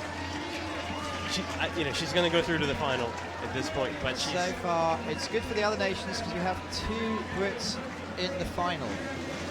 So for the Olympic qualifications, that gives the other girls a chance. And we have 3 qualified: Jessica Fox, Kimberly Woods, Lizzie Neve. It's going to be a cracking final. she doesn't have to fix much, and she could win this race. I mean, that's one mistake that led to the run falling apart, but she had such a powerful top. You can see the determination in her eyes there. She knows exactly where she's going. She's looking for the poles. Well, that's just it, isn't she? I mean, she knows this course like the back of her hand. Everywhere she went, she was right on line. Floats over the water. It's Ricarda Funk who took the world by storm last year. She's taken this course by storm. Look how fast she's going on the top part. I think that's the first athlete we've seen hit gate 4 though. Did she hit gate 4? Oh, Yeah, Ricardo's got one of those super explosive styles. You can just see the boat moving all the time. She's so slight, but she's got such power behind as those soon as she guns. slows down, she snaps it Even up with again. a penalty, she's up. Yeah, 0.05 up. She is going very quickly. I saw her training this year in Augsburg when I went through Augsburg this summer. Tremendous amount of work that goes into what she does. Oh, indeed. You can see the look at strength this. that she puts into every sprint. She needs to get that boat moving down the course at this point. And that was quick. A little bit of a risky line, but it paid off for her there. She's saved herself some time. You can see the German team running alongside her. Look at how fast she's moving through this middle part of the course. Well, she's still very, very much in touch. It's 1 second off. Anything less than 5 seconds, and you're okay. She needs to nail the 17-18 move. That looks good.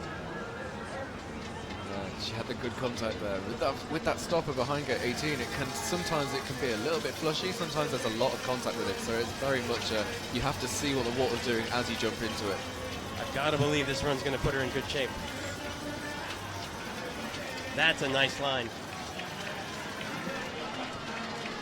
Very good. Well done. Makes the final. Look at this. Moves into second place. It does mean she That is fantastic. automatically qualifies 0.4 of a second faster than Melanie Pfeiffer. So there's no guarantee Melanie can come through because we have Penny, Kujiova, Shura, Kunle and Fur coming up. She had so much comfort out there. You see, even with the touch, she just takes off and was able to force that boat through the gates. Yeah, it's really showing how technical this course is. You see the spread of times across the board that it's anybody's game at this point.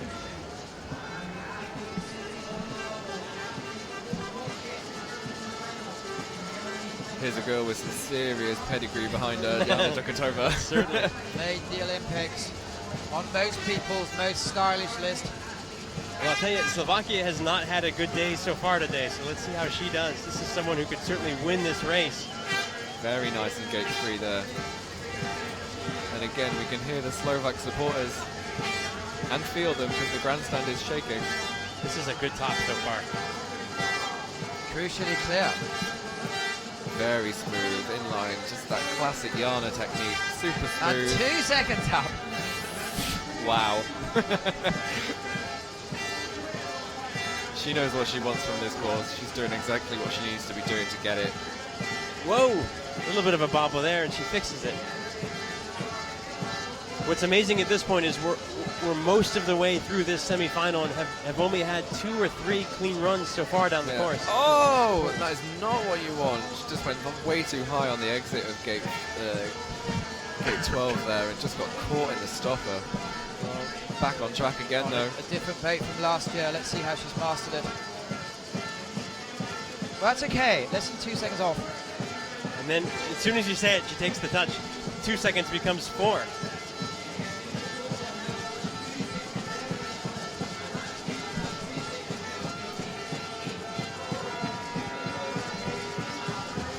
You can hear there's a tremendous contingent of Slovakians here centered around the stands.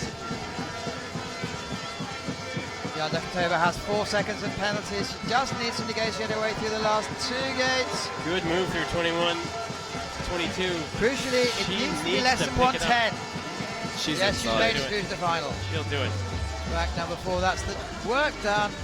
Again, That 3.5 is, down, but only with 4 seconds cut and touches. She was way on the pace there. There's relief written all over the face. I saw in Hotel last night and she was relaxed, but that's huge relief. It's worth noting, had that been a clean run, she would have the lead right now.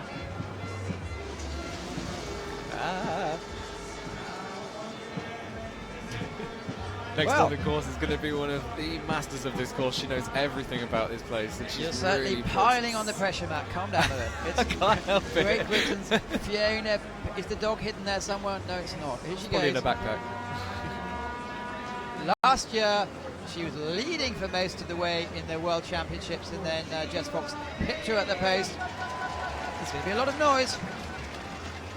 A lot of noise indeed, and like you said last year, no one thought that anyone was going to get to overtake Fiona's time because it was so far ahead of all the other girls, and Jess just put on an incredible She's show gone for for everybody. the spin there. Well, we haven't seen that perfect run yet so far today. Even the top paddlers having something to fix. And Fiona, hopefully. Yeah, I think that's all three of the Leather's British getting girls. better and better. It's nearly a second up. With the spin, that's amazing. Yeah, all three of the British girls took that spin on gate 5, and it doesn't seem to have done them any harm at all. She's very high into that upstream. Gotta believe this is a cross she's done hundreds of times in the past. Oh, she's just getting caught on the back of that stopper there. Get back on line, Fee. A little bit of trouble, but she saves it well, doesn't she? Yeah, just look at this second split, see how far off the pace. She's not going to be quite in touch. Well, 2 seconds is okay. 2 seconds will go through. She needs to pick it up, though, if she wants to move up in the standings. It'd be great for the British team Look if we at could get this. all This is three a good British line. girls in. Oh, no! Such a good line, and I think she tagged that pull. Yeah, she just caught it on her elbow. But she's very fast into that upstream as well. You can tell she knows this course so well. Definitely. You can see. Oh! That's all right.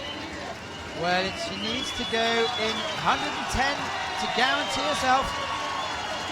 She's inside with that. Moves into the final.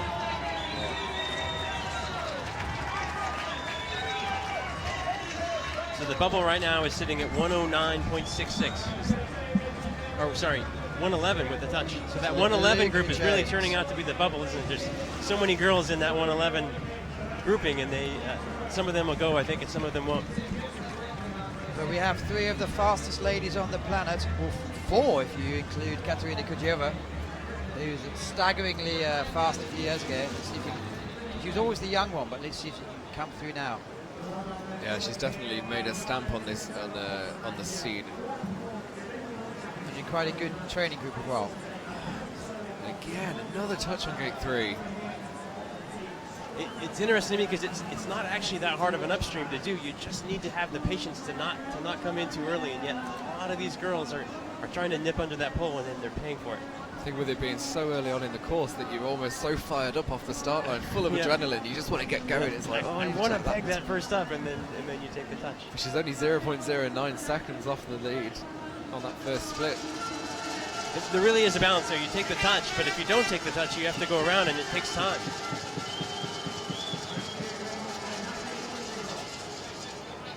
Just being smooth, a little bit conservative around 11, into 12, taking the contact on the rudder and then pulling out away. Nice cross. And she's nice here as well. Yeah, that's a really good line.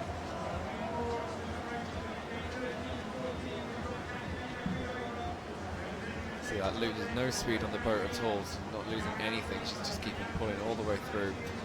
It makes a real difference. If you can come out of the double ups with a lot of speed, carry that through these downs, it's almost effortless to have a fast run through to the 17-18 group. Great line through 18 there. A little bit of contact and just pulling through all the way. This is a great run so far. This is clearly finals material here. She's Got 2 more gates That's to go. a good line there as well. Very risky, but she'll take this very, very quickly. There you go. That's what you want. Well done. Another very solid run. Katerina Kudjova makes it through to the final. Melanie Pfeiffer is not clear yet. Unfortunately, Luca Jones drops out, I believe. Is she 10th place? What's amazing about Melanie is she looked quite safe when she finished. She went into 3rd place. She had a great time. And now with so few girls left to go, she's still on that bubble. We only have world champions and Olympic medalists to go. 3 athletes to go. Marilyn Shuro, who has put down some staggeringly fast runs, faster than most of the men in Krakow, and let's see how she goes. I got to say, Mylin is my pick for this race. I think she does very well on this course, and she could do very well both in the semifinal and the final today. Yeah, the Spanish team did us a huge favour for British selection this year, and they came over to train 1 for the World Championships now, but they came over and did demos and forerunners for us. And Mylin, everyone was watching her, all the K1 men, all the K1 women, everyone wanted to see Mylin's runs. If you look at her last runs, including world rankings, 5th, 3rd, 2nd, 1st, 2nd. She knows what she's doing, yes. for sure. Look at how fast that boat is moving on the top part of this course. She's a small girl, and she's so powerful and so precise in the way she gets down the course. This is a great top. Wow. That is Going a down, very down. fast. Super smooth, 1.5 seconds. Yes. Dukin over took 2 seconds off, and then another 1.5 off. Just shaving more and more and more time off, and as soon as we come into the final, I'm sure that those times are going to tumble. Everyone will get a sub 100. Crucially, Jess Fox is still leading, even though the splits are beating her. Well, Mylin is putting down an absolute flyer run here, and she has trouble on the down, but she fixes it very quickly. Yeah, amazing to get so rejected, to almost get pointed completely back upstream and then straight back on the line. It just shows what real skill she has. I absolutely love the way she paddles. Very powerful, and Still up. Snaps the boat around, still in the lead by 1.3 seconds. Yeah, the Spanish really do have that kind of flamboyant, extreme style. It's very similar to the French, but with a little bit more sass. Apparently she's picked up a touch in there, but you look at how fast the boat just kept flying through 17 to 18.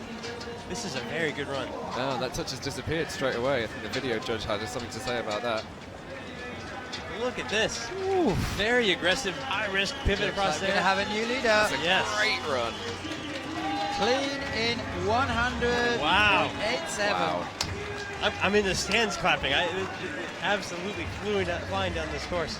It lines us up with an extraordinarily high level of finals. So far, Mylin Shuro has qualified, Jess Fox has qualified, Ricarda Funk, Katerina Kudjova, Kim Woods, Livy Need, Fiona Penny. 2 athletes to go. Who are sitting in the hot seats? It's Melanie Pfeiffer and Stepanka Hilgertova. But we do have Karina Kunle, twice world champion.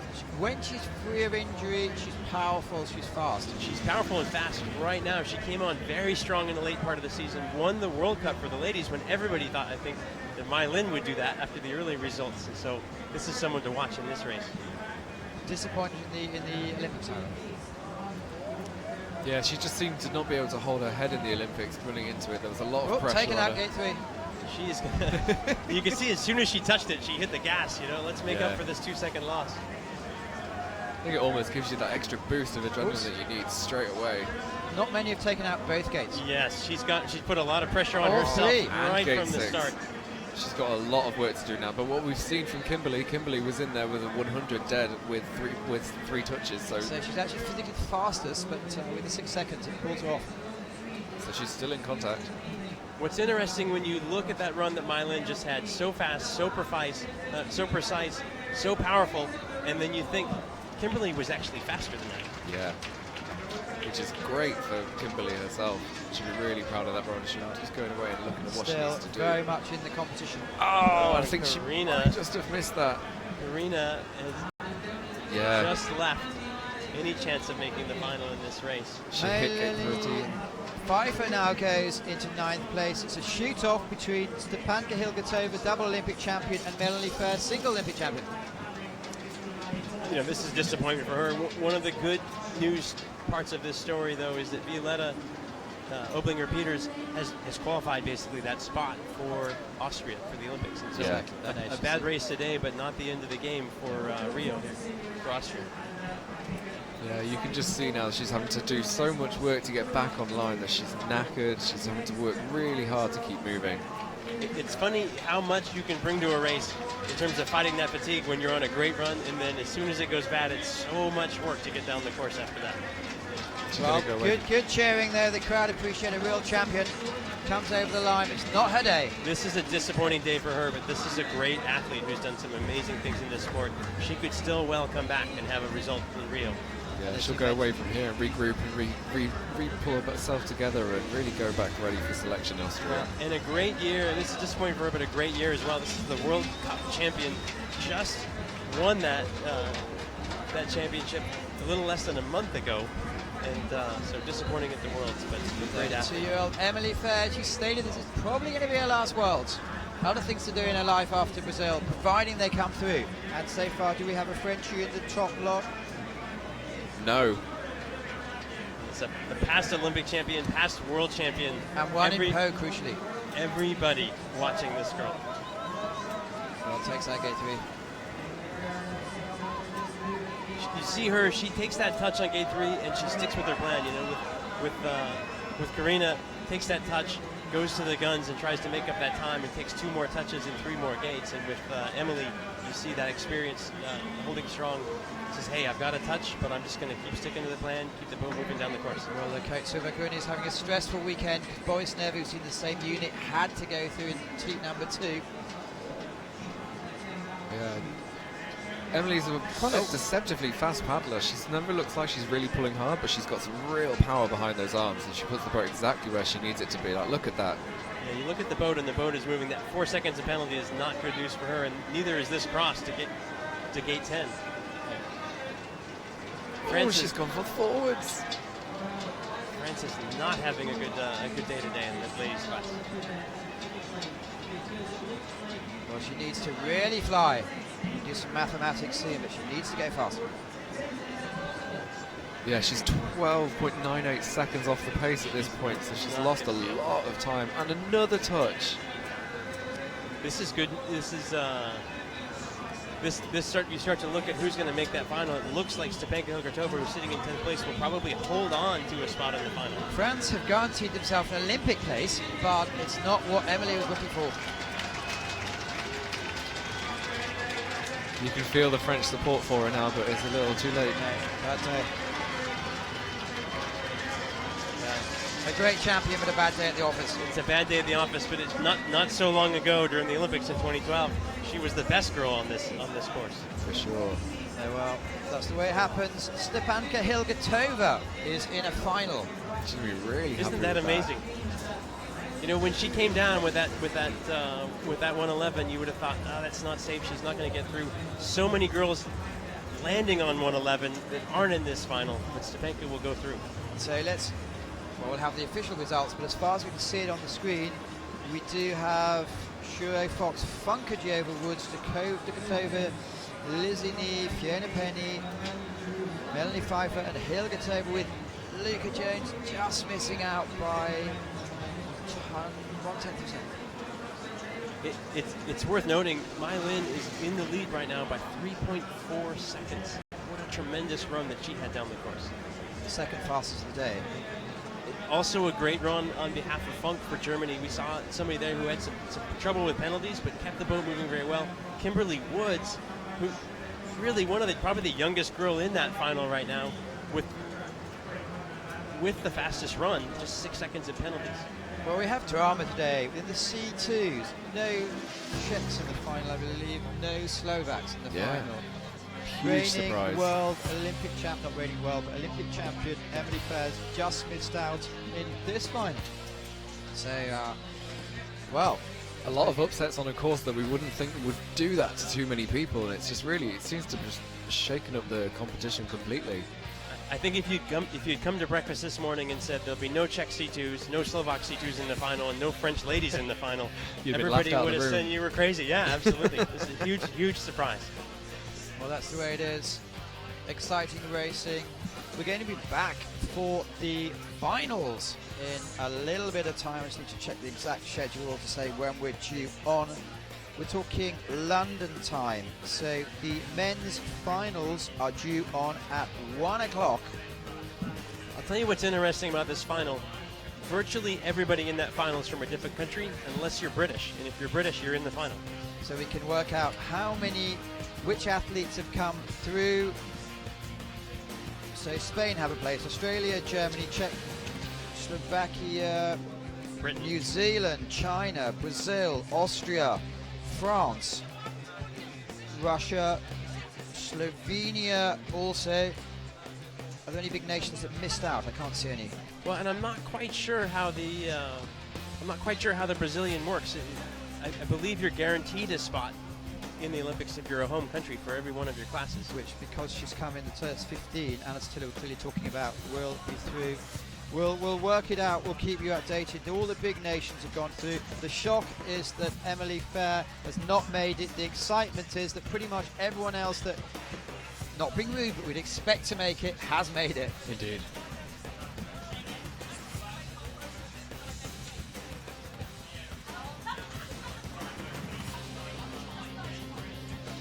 That list, Scott Shipley will almost certainly be hearing you later. I'm Matthew Layton, and thanks for joining us. Keep watching.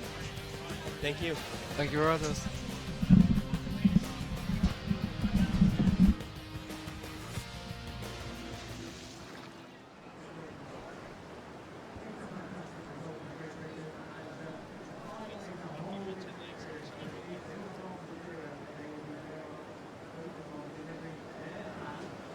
Here we go. Here are the results, official results of the semi-final. It's Spain, Austria, Germany, Great Britain, Slovakia, Great Britain, Germany, and the Czech Republic.